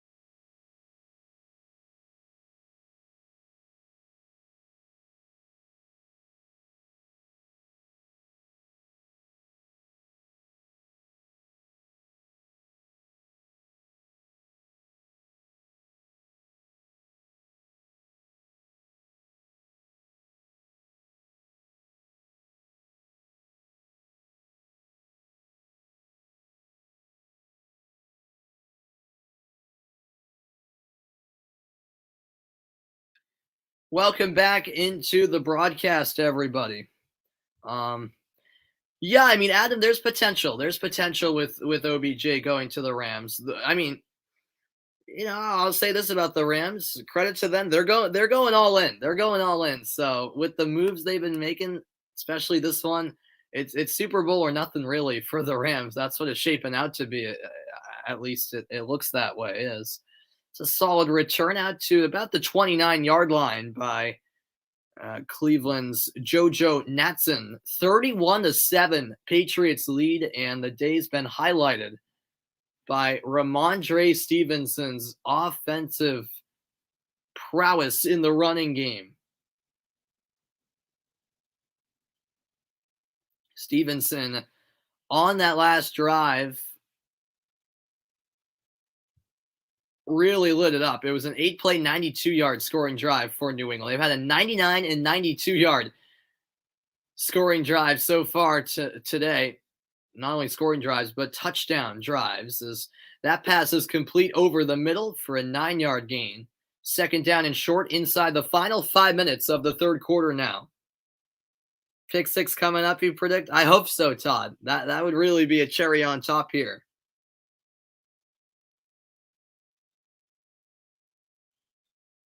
Second and 1 from the 36. Handoff to Johnson. He's got a first down as he's flipped down by Hightower at about the 40.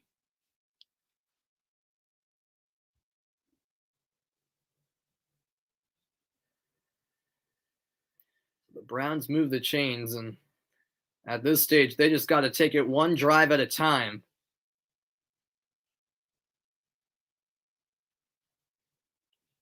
First and 10, throw out wide, caught in the backfield by Johnson. He's met by Duggar and taken down by Jawan Bentley. 3-yard pickup for Dearness Johnson.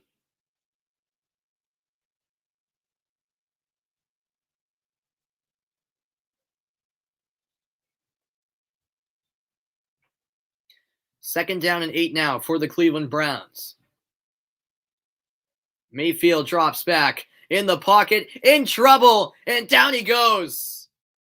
Another sack. And this time it's Lawrence Guy. Teaming up there with Dietrich Wise.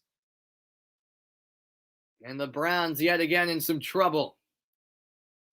Nowhere to go for Mayfield as the pocket collapsed, and it's now third down and 16.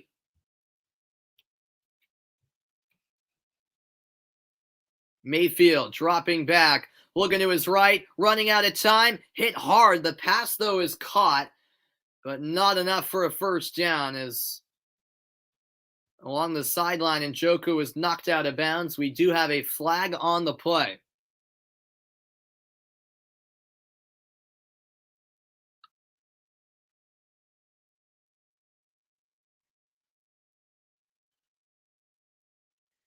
There you have it. It's a roughing the passer penalty as Wise came in with the late hit. And so it extends the Cleveland drive. You haven't visited Gillette Stadium yet? You went to the old stadium several times. Okay, yeah. Well, I'm the opposite since I'm, pretty young. I've been to the current Gillette Stadium plenty of times. Been to a few Patriots games. I go to a lot of Revolution games. They also play at Gillette Stadium. The MLS team is on first and 10. Mayfield fires. That ball's dropped. Wide open was David Njoku, and somehow he couldn't hold on. Oh, man. That's the type of day it's been for Cleveland. Second down and 10 now. Oh, wow. That's not the type of drop you see every day in the National Football League.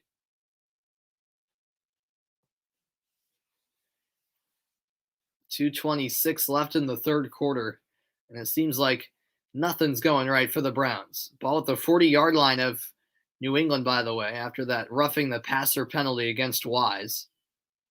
Mayfield pressured immediately, and a near interception. Duggar couldn't hold on. Incomplete pass, and Mayfield is very slow to get up. And he is in a lot of pain as he falls back down. And this is not good if you're a Cleveland Browns fan. Wow, Mayfield took a hard hit from Matt Judon. A clean one, but a hard one.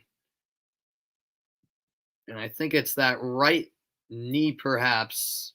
Right leg, I'm not sure. Don't want to presume anything. Case Keenum now getting loose for the Browns. He's the backup quarterback for Cleveland as we'll step aside with this injury timeout. Oh, that's awesome, Todd. That's awesome, man. Great memories, great memories. Yeah, I'll be back after this injury timeout. Baker Mayfield down injured right now for the Browns. Concerning, no doubt about it, for Cleveland.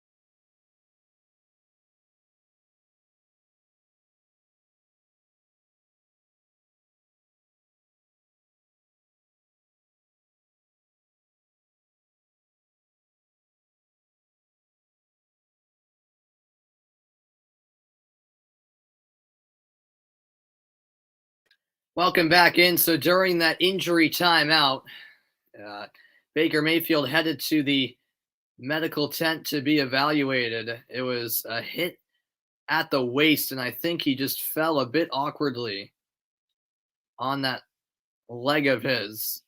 We'll see what his injury status is. I'll update you if we get any further updates on that injury. So Case Keenum into the game at quarterback, and a warm welcome for him. Well, not so much, as he's taken down for the sack. That's Matt Judon for New England.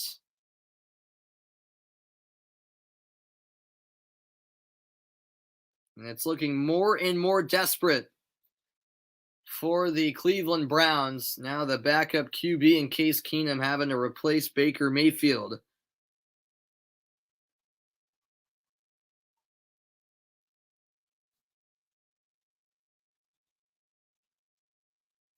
Yeah, now they face 4th and 19, do the Browns. They're going to go for it because why not? Ball back at the 49-yard line.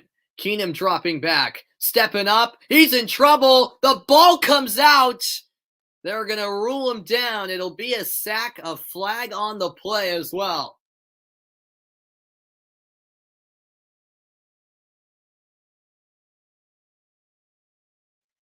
Yep, it's a holding call against Cleveland's Blake Hance. So the penalty declined. It's a turnover on downs. Back-to-back sacks in New England take over in Cleveland territory. Yeah, I'm with you, VPR. Absolutely, man. Wow, that was 1998, Todd. Time does fly, no doubt about it. I'll step aside for a moment. It's the Patriots back with the football next, just over 90 seconds remaining in the third quarter of play.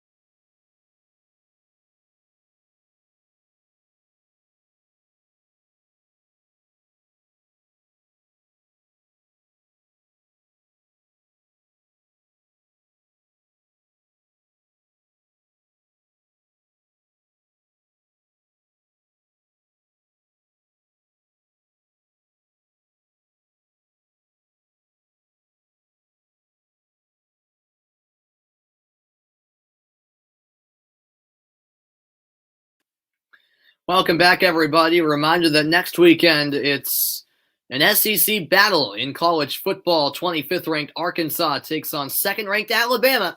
It's Saturday at 3:30 Eastern Time. Meanwhile, latter stages of the third quarter now, and the Patriots have everything going their way. 1:32 left in the third quarter. Baker Mayfield is now back on the Cleveland bench, which is a promising sign for the Browns. We know nothing more than that at the moment. Play action. Jones gonna throw. Batted down. Incomplete, but a flag comes in. The pass intended for Aguilar. And let's see if this is a pass interference call.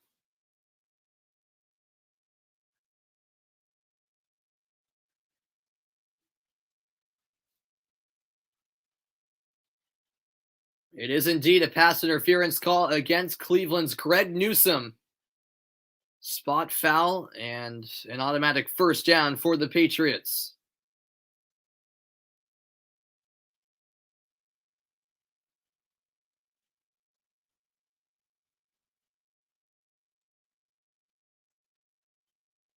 Yeah, so apparently there was a left knee injury for Baker Mayfield. No official injury designation, as that's a nice screen pass caught by Bourne. Gets a block and spins inside the 25-yard line. He wanted more, but that'll set New England up just fine, as it's another first down for the Patriots.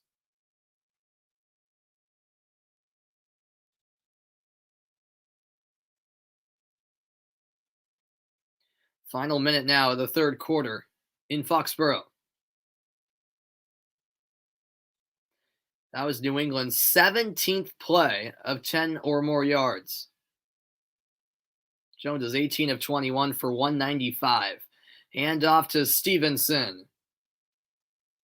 An aggressive run for a pickup of 5.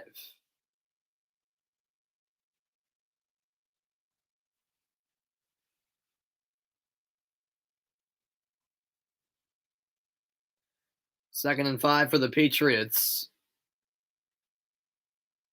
If they wanted to, they actually could run the clock out to the end of the third quarter. See if they run another play. Looks like they will. Hunter Henry in motion. He goes from left to right, and the Patriots get Cleveland to jump. That'll be offside against the Browns. How about that?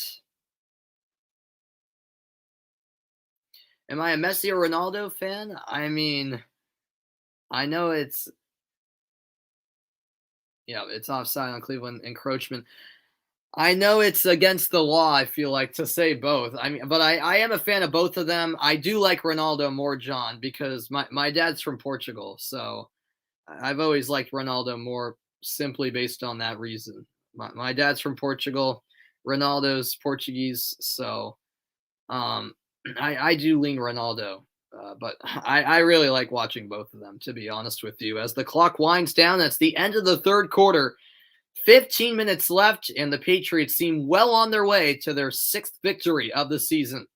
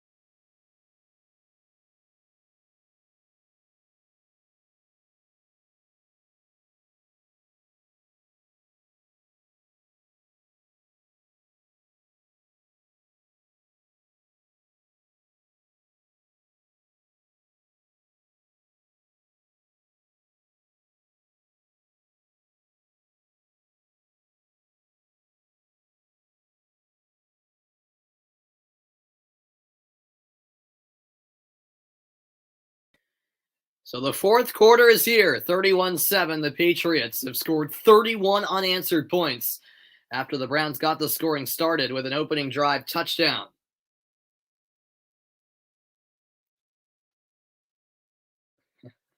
Looks like one of the police dogs inside Gillette Stadium taking a bit of a nap. I mean, I guess you can afford to do that with the Patriots up big and looking to add on to that lead.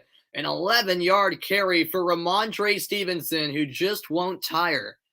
It'll be first and goal from the 1. What a way to start off this fourth quarter for the Patriots.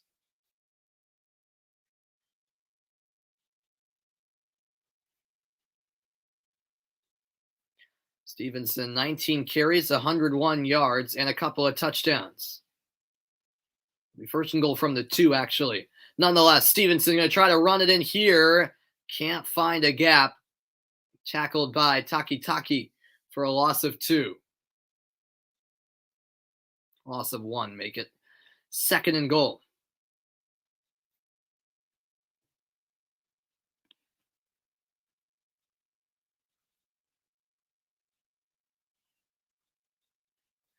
The crowd on hand at Gillette Stadium ready to erupt as they hope for another Patriots touchdown.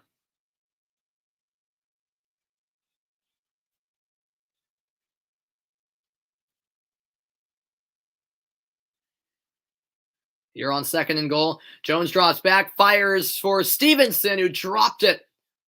Stevenson dropped the football. Third and goal after that incompletion.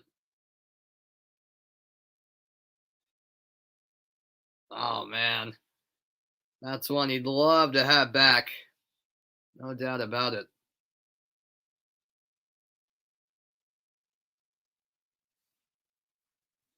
Could not hold on for the catch, and so up comes third and goal for the Patriots. 2 wide, 1 on each side. Now Stevenson, rather Bolden, motions to the right. Jones going to throw over the middle. It's complete. Touchdown, Patriots. Hunter Henry has another one. It's 37-7. New England made it look easy here.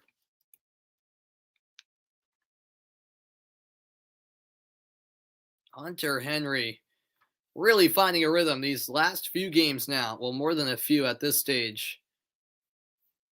Patriots with a chance to take a 31-point lead with the extra point pending. Fourth reception of the day for Henry, 37 yards, and as mentioned, touchdown number 2. Third touchdown pass by Jones, and the extra point is right down the middle from Nick Folk, 38-7. The Patriots are continuing to slam the hammer down on Cleveland. 13:33 left. And, well, it's pretty much over, but stick around. We'll still have a good time for the rest of the fourth quarter.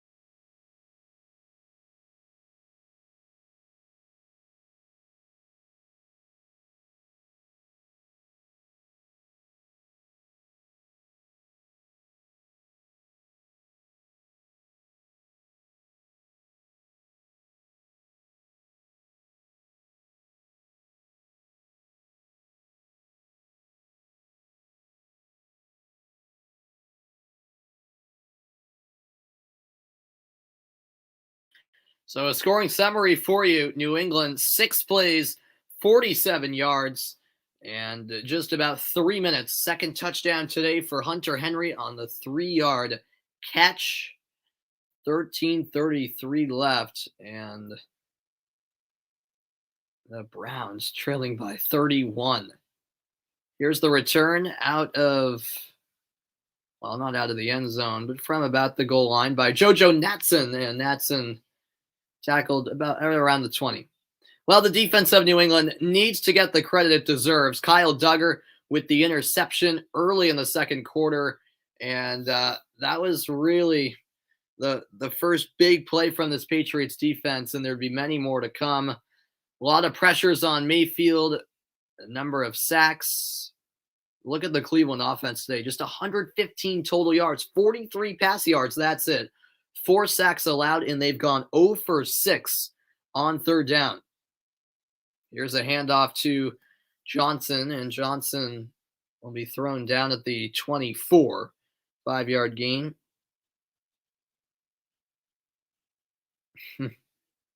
I don't know why haters say that, John. Just because people are so crazy. They're either like, I love Ronaldo or I love Messi. Can't be anything in between, as that's a catch and run for Jarvis Landry, who's just short of the first down, it appears.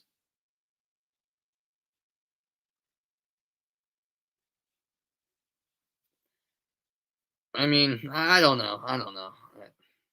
I think fans of both sides are can be pretty toxic and annoying. That ball caught in the backfield, and Johnson has a lot of room to run. He'll take it across the 45.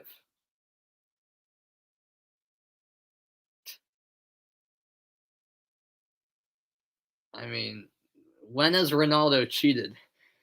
Come on, you guys have to admit they're both phenomenal players. I mean, you guys have every right to say Messi's the better player or you like him more. That's fine, but you can't criticize Ronaldo as much as you are. As Case Keenum's under pressure, he'll roll to the right, low throw, incomplete. Unable to make the catch was Hooper. Bentley was there in coverage. 2nd and 10. Yeah, probably Mendy. Mendy's probably the best keeper right now, to be honest.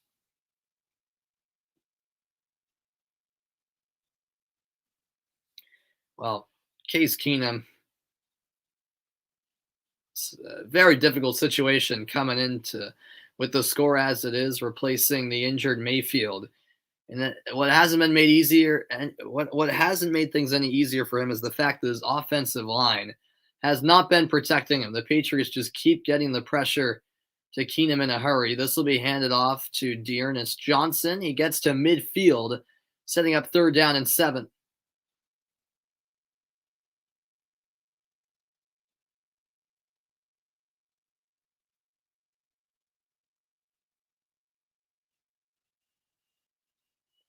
Fair enough, Adam. No, I admit, Messi's great. I mean, I've always been a small player, so I admire Messi. No doubt about it. He's a special talent.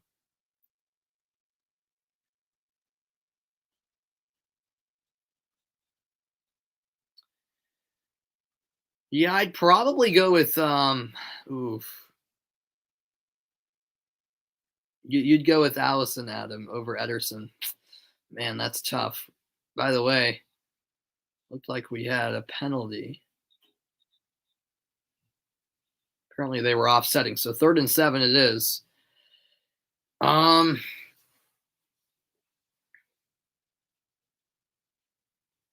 guess I'd go with Allison. It's tough. 11:33 to go. Ball at midfield. Keenum going to air it out deep downfield. Ball tipped, incomplete. Double coverage. Jackson and Phillips locking down the intended receiver, in whom it was number 82, Rashard Higgins, who hasn't had much involvement really in this game. Yeah, I know. Yeah, that was played cleanly by New England. 4th and 7. Browns at this stage in the game trailing by 31. Why not go for it? They're 1 for 2 on 4th down conversions. Keenum dropping back in the pocket. Good throw, and that's caught. Peoples-Jones inside the 35. How about that? 4th and long, and Cleveland convert. Yeah, that ball was actually going the opposite way that Peoples-Jones was running. So it was a really good adjustment from Donovan Peoples-Jones. And now we'll have a timeout called by New England.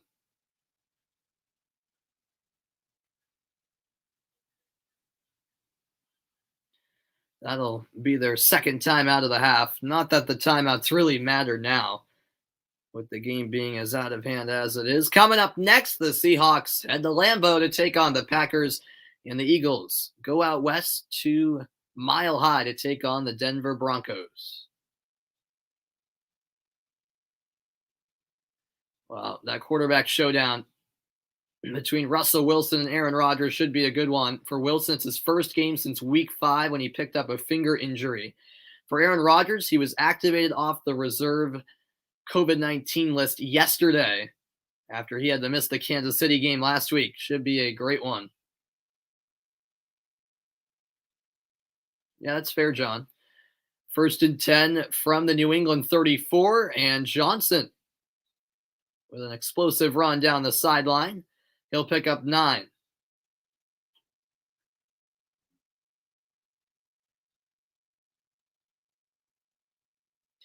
Second and 1. Pretty much consolation time at this point. Quick throw laterally, caught by Landry. He's tripped up, but still able to get the first down.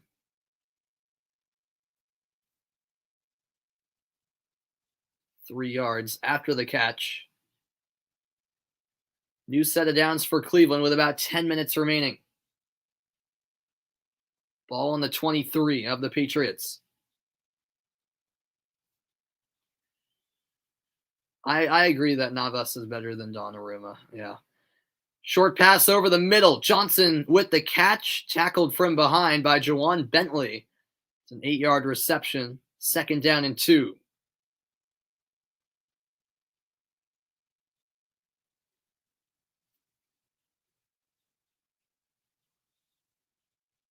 Make it 2nd and 1. They'll give him 9. Ball placed at the 13.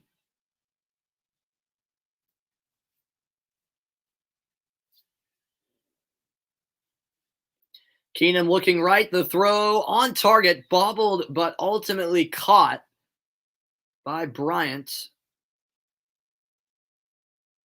1st and goal. It should be for Cleveland.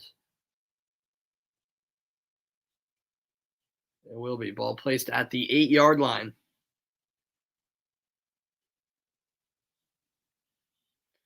Here we go on 1st and goal. Handed off to Johnson.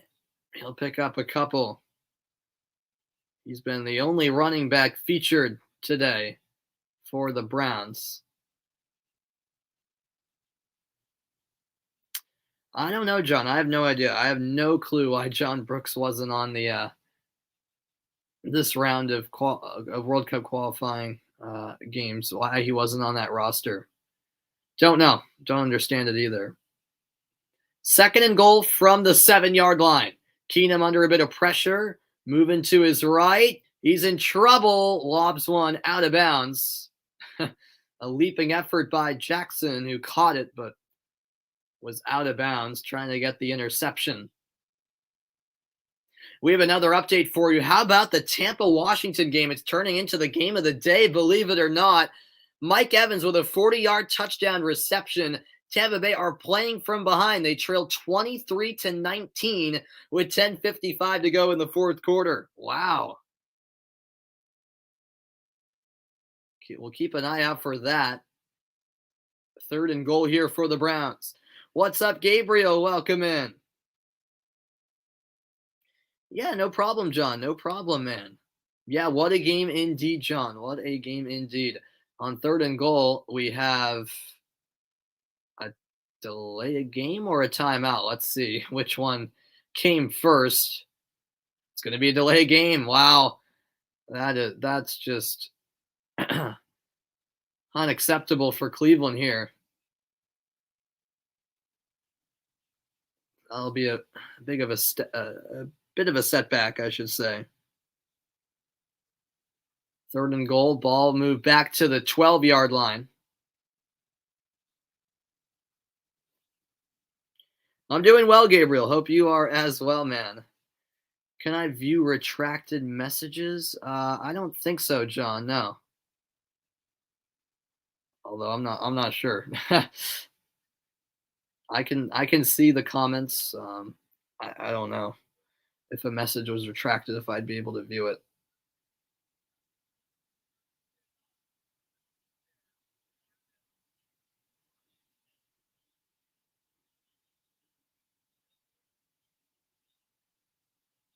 All right, so there was a discussion that was taking place as to whether or not Cleveland called the timeout before the play clock hit zero, but the ruling is upheld. A delay a game indeed. Cleveland did not get the timeout in time.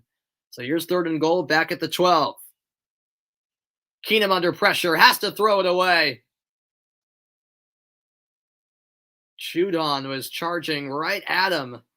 Fourth and goal for the Browns. Yeah, absolutely, Gabriel. Yep, I actually am keeping an eye on Portugal-Serbia as we speak. Portugal have to avoid defeat to automatically qualify for the World Cup. If they lose to Serbia, they would have to play in the playoffs. So, yep, some big World Cup qualifiers in Europe going on today and tomorrow.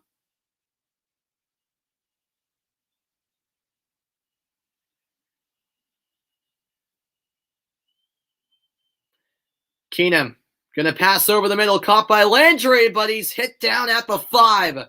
Kyle Duggar takes him down, and that'll be a turnover on downs for Cleveland.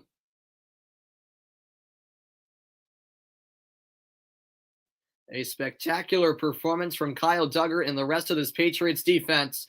It's their ball again with 8:15 to go.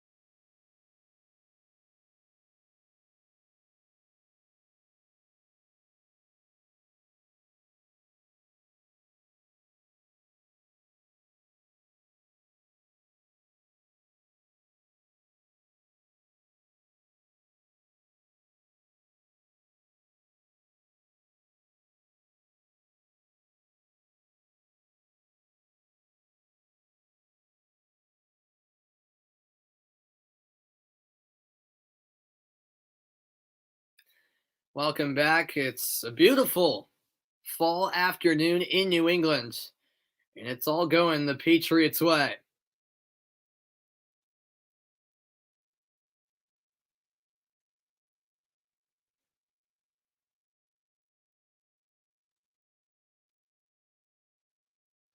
All right, we get back to action as the Patriots have the ball at the 5. This will be handed off, and a short gain up the middle for J.J. Taylor.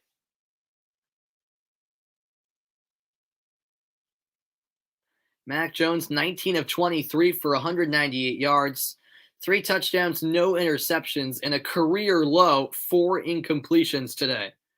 What a performance from Jones.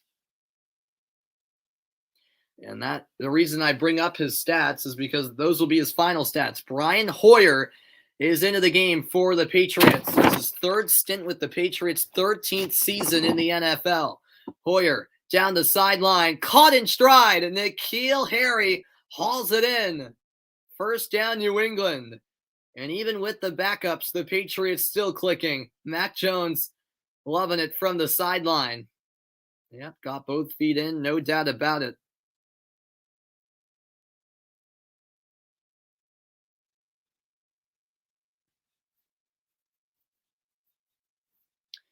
My favorite MLS team, John, the New England Revolution. Yeah, I live 10 minutes away from Gillette Stadium, from Foxborough, so I'm a diehard Revolution fan.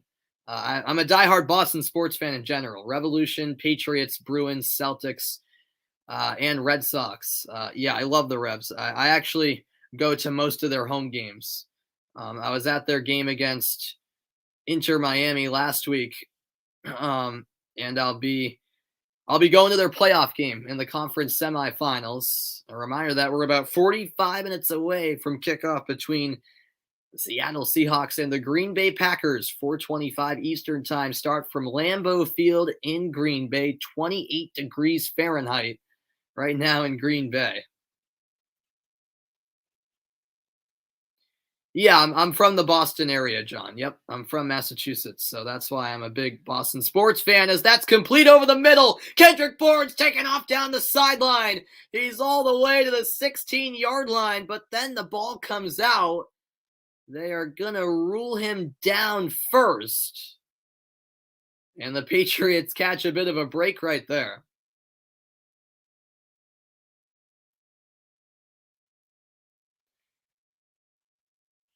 Yeah, I live about 30 miles from Boston, John, and I actually live even closer to Foxborough, where the Patriots and Revolution play.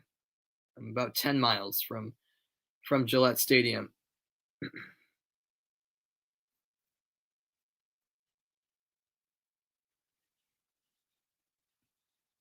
So a new set of downs from the 16, and before the Patriots snap it,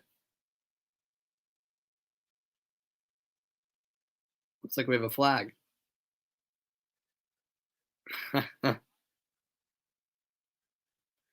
Too many men on the field penalty called against the Browns.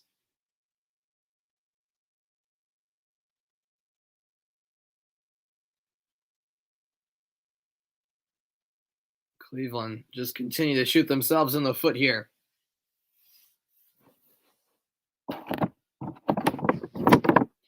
And so here comes 1st and 5 after the penalty for the Patriots. Yeah, Netherlands do typically underachieve, as this will be a handoff. J.J. Taylor not getting anywhere. We're inside the final 5 minutes now. 2nd down and 10. Sorry, 2nd and 5. That's right, after the penalty. Look at the total yards. 196 for Cleveland, 443 for New England. The rush yards 186 to 90 in favor of the Patriots. It's been completely one-sided.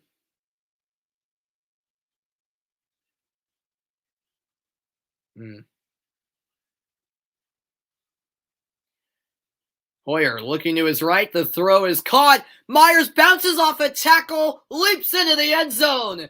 Touchdown, New England.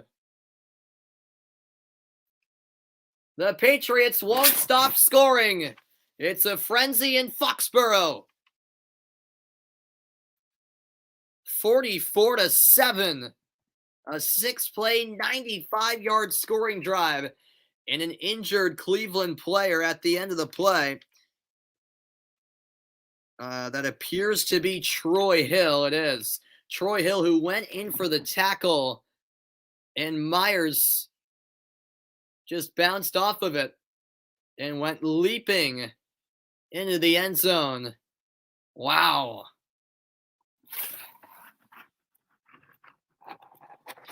4:13 left and another TD for New England. Make it 6 touchdowns today. And believe it or not, that's the first career touchdown reception for Myers, as I believe it's Troy Hill. He's still down for Cleveland, and it looks like maybe a more serious injury than originally expected.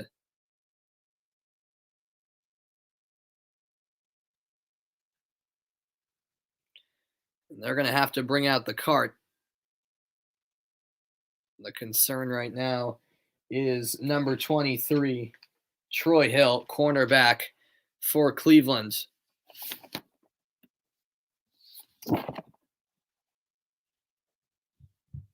Yeah, it's safe to say this team is better than last year's team. I would say so, Jeffrey. All right, well, before the extra point, we'll head to a quick commercial break, as the injured player is Troy Hill. We'll keep you posted on that. I'll be right back in a moment, so stick around.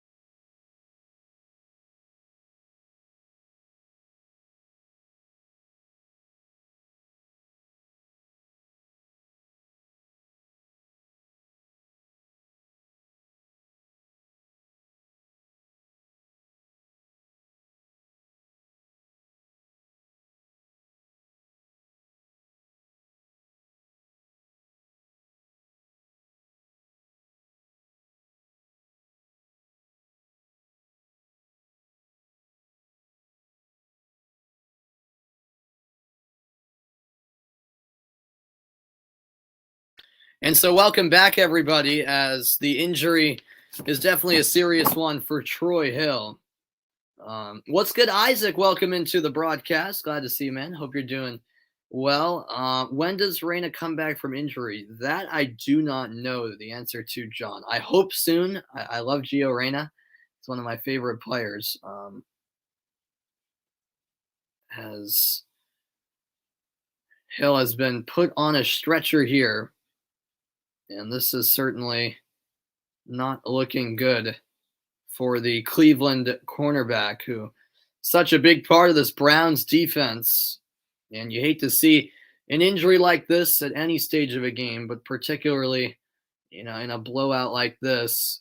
You just hope the game ends with no injuries like this, but unfortunately, it's always possible. So with 4:13 to go, Hill is all strapped up in the stretcher, and he'll be taken to the hospital. So thoughts with Troy Hill as a big round of applause rings out from the fans at Gillette Stadium.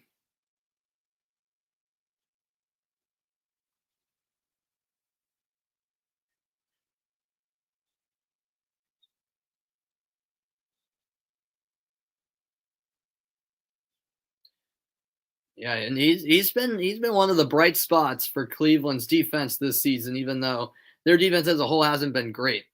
In the secondary, it's been Troy Hill making plays, and you hate to see that injury picked up by number 23. Well, here comes the extra point. Nick Folk will try to make it a 45-7 game. Can he do so? The hold is good. The kick is up, and it is through the uprights. 45-7. The Patriots have tallied 45 unanswered points after Cleveland's opening drive touchdown. 4:13 left. It's all smiles for the Patriots. Plenty of fans, they haven't already left, are doing so now, trying to avoid the traffic, but some real loyal fans for New England sticking around to the very end. All of those Patriots fans will go home very happy, it has to be said. 3 touchdown drives of 90-plus yards today for New England. That's remarkable.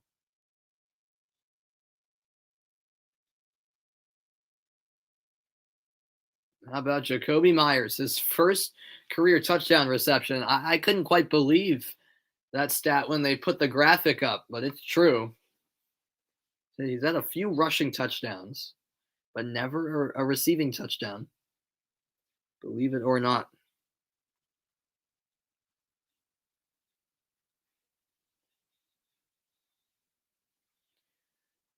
New England will have a quick turnaround. They will take on the Atlanta Falcons Thursday night. Falcons got decimated by Dallas today, so the Patriots have to be feeling real good about themselves heading into that Thursday night game. Here's JoJo Natson with the return, getting to the outside and pulled down by Slater at the 26-yard line.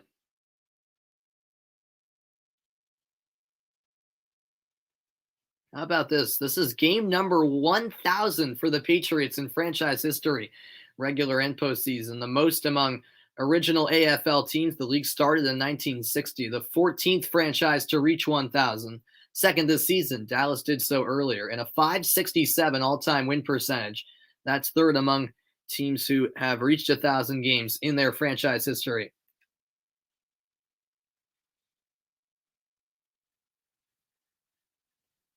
Here is the handoff. It goes to Johnson for a short gain. Yeah, I'm not really sure, Gabriel, how the player trying to tackle Myers got injured. That was Troy Hill. But it's definitely a serious injury. I couldn't really tell what happened, as you say. It's hard to tell really how he got injured. Oh, are you talking about another play, Gabriel?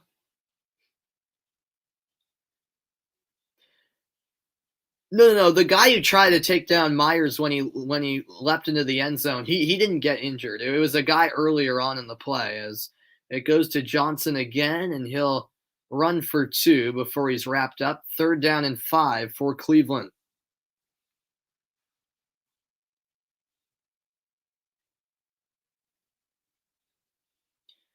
About 3 minutes left. This has to be the most impressive performance of the season from the Patriots.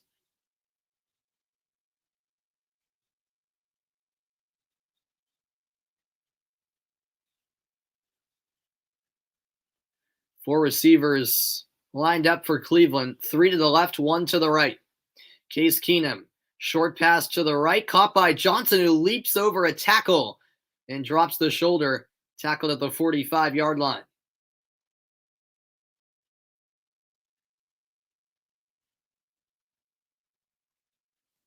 It looks like Cleveland may use their first. No, they're not using any timeouts. He got out of bounds. That's what happened. All right, he got out of bounds at midfield.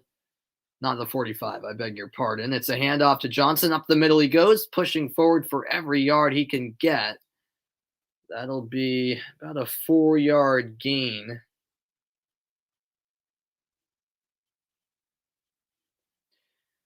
An update on Baker Mayfield, by the way. He did pick up a leg injury, but he is walking on the sidelines. So maybe just for precautionary reasons, the coach Kevin Stefanski is keeping him out for the rest of the game. Who knows how serious that is, but definitely good signs for the Browns as Mayfield is walking on the sideline. Nowhere to go there on the carry by Johnson. All right, awesome, Todd. I'm glad you enjoyed it. Welcome to the channel, man, and go Pats. Absolutely. Have a wonderful night. I know it's already, about 9 o'clock in the UK, so have a good one, man. Well, look at the updated standings in the AFC North since Cleveland dropped to 5-5 now and fall to the bottom of the division. That's a stacked AFC North. The Patriots, with this win, go to 6-4. Remaining second in the AFC East, they're only a half game back of Buffalo, as they're going to go to 6-3. They took down the Jets handedly. Meanwhile, we've hit the 2-minute warning here, and we're not even going to do a commercial. They're not even going to go to commercial break. They want to get this game over with. 1:56 left. Here's 3rd and 7 for the Cleveland Browns. Dropping back is Keenum, and Keenum's pressured from behind. That's a sack for the Patriots. Another one, and this time it's to Sean Bauer. No, I'm not going to be able to do Portugal-Serbia next. I have to get some homework done, and I have to finish up some of my college applications that are due tomorrow. So I have to take care of that the rest of the night before a full week of school starting tomorrow, which I'm dreading. But no, unfortunately, I won't be able to do that Portugal-Serbia game, as the Browns will decide to punt it here. Gillen sends it away. And this will be out of bounds with 1:03 to go. Well, coming up, I'm going to give you guys some bonus coverage with 2 minutes left. The Tennessee Titans currently lead the New Orleans Saints 23-15. I'm going to get you out to Nashville for the final minutes of that one. So stick around. Why not extend the broadcast about 5 minutes or so and bring you to the end of that one? All right, no problem, Gabriel. Glad to see you, man. Have a great rest of your Sunday. 102 remaining. A couple of kneel downs for Hoyer. Takes the first one. One more needed, and this game will be all over. You might come back. All right. Sounds good, Gabriel. I mean, I'll be ending it very soon anyways, so no worries if you can't come back. As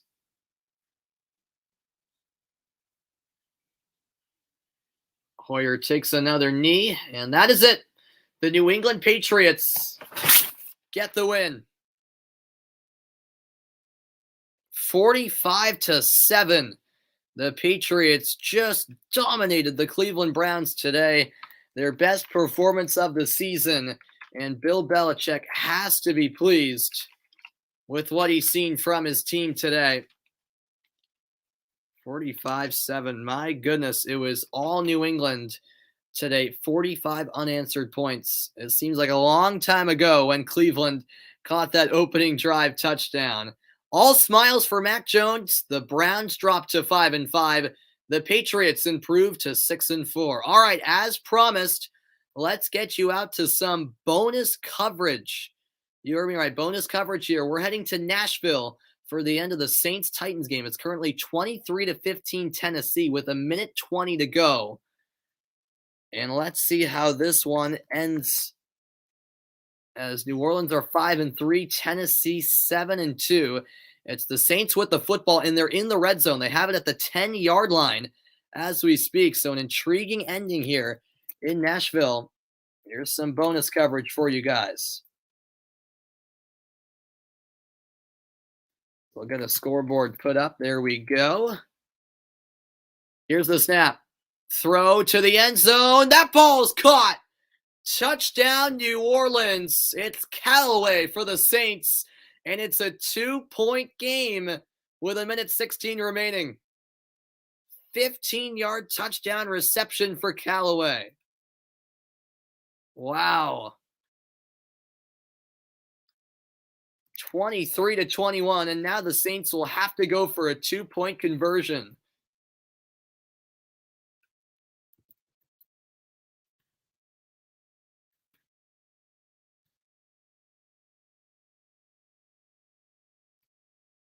The Saints have to convert here. They've missed their last 7 2-point conversion attempts. Fun fact. Trying to change that around here and tie the game up.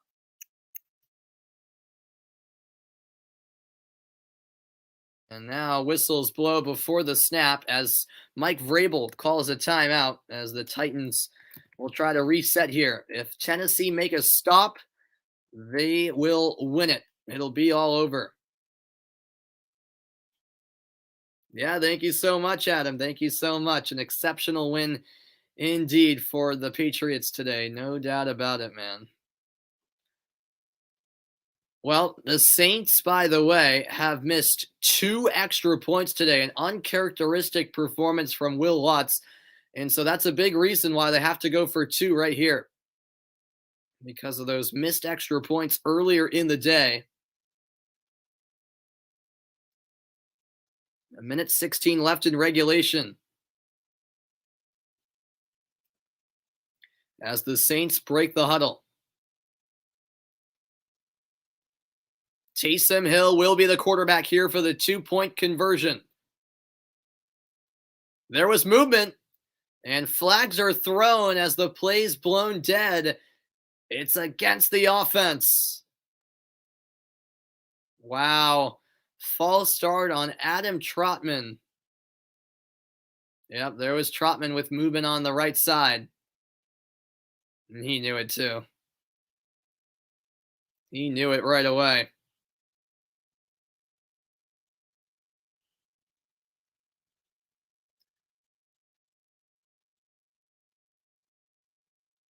And now they're going to put Simeon under center.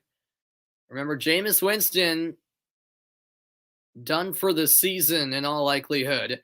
So Simeon and Hill have been flip-flopping. Simeon going to air it out towards the end zone. Incomplete. It's going to end the game as it's a failed 2-point attempt from the New Orleans Saints. And as you say, Adam, it's another win for the Tennessee Titans. It marks their second without Derrick Henry. Yeah, it was just a low pass. Never really stood a chance. Tennessee had it covered as the pass was intended for Ingram. Couldn't make the low catch. And Tennessee will get the victory here and improve to 8-2. The Titans even without Derrick Henry, staying atop the AFC here. But I suppose it's not done quite yet. First, the onside kick from New Orleans. Their last successful onside kick was New Year's Day 2017 against Atlanta. Let's see if they can work a miracle here. Will Lutz will reverse position, kicks it to the left side, a high bounce, but the Titans have it. Claimed out of the air quite comfortably by Westbrook. And with 1:14 to go, the Titans will kneel it down a few times and this game will be all over.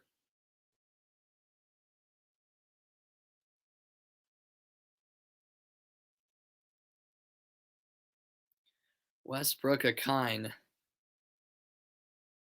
had that one all the way. So the Titans take over at the New Orleans 46. Tannehill knees down once. He'll do it one more time, and that'll be it. So the Saints falter here. They will drop to 5-4, still second in the NFC South. Only a game back at Tampa Bay, who shockingly lost to Washington just now. And in the AFC South, Tennessee atop the division at 8-2. The Titans looking to be in real good shape in the AFC South.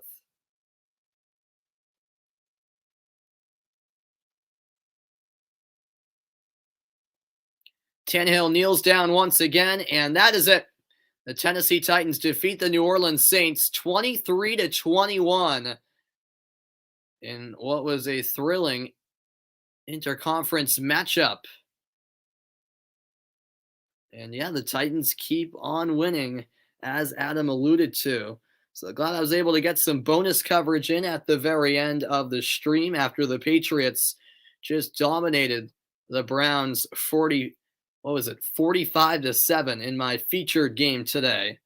Hope you guys enjoyed the coverage on another great NFL Sunday. Week 10 of the season rolls on with more games to look forward to today, but that will do it for my coverage. Coming up next, Seattle at Green Bay, Philadelphia at Denver. Hope you guys enjoyed. Bit of bonus coverage here at the very end, as in my featured game, the Patriots defeat the Browns 45-7, and then Tennessee taking down New Orleans 23-21. Good night, everybody. I'll see you guys next time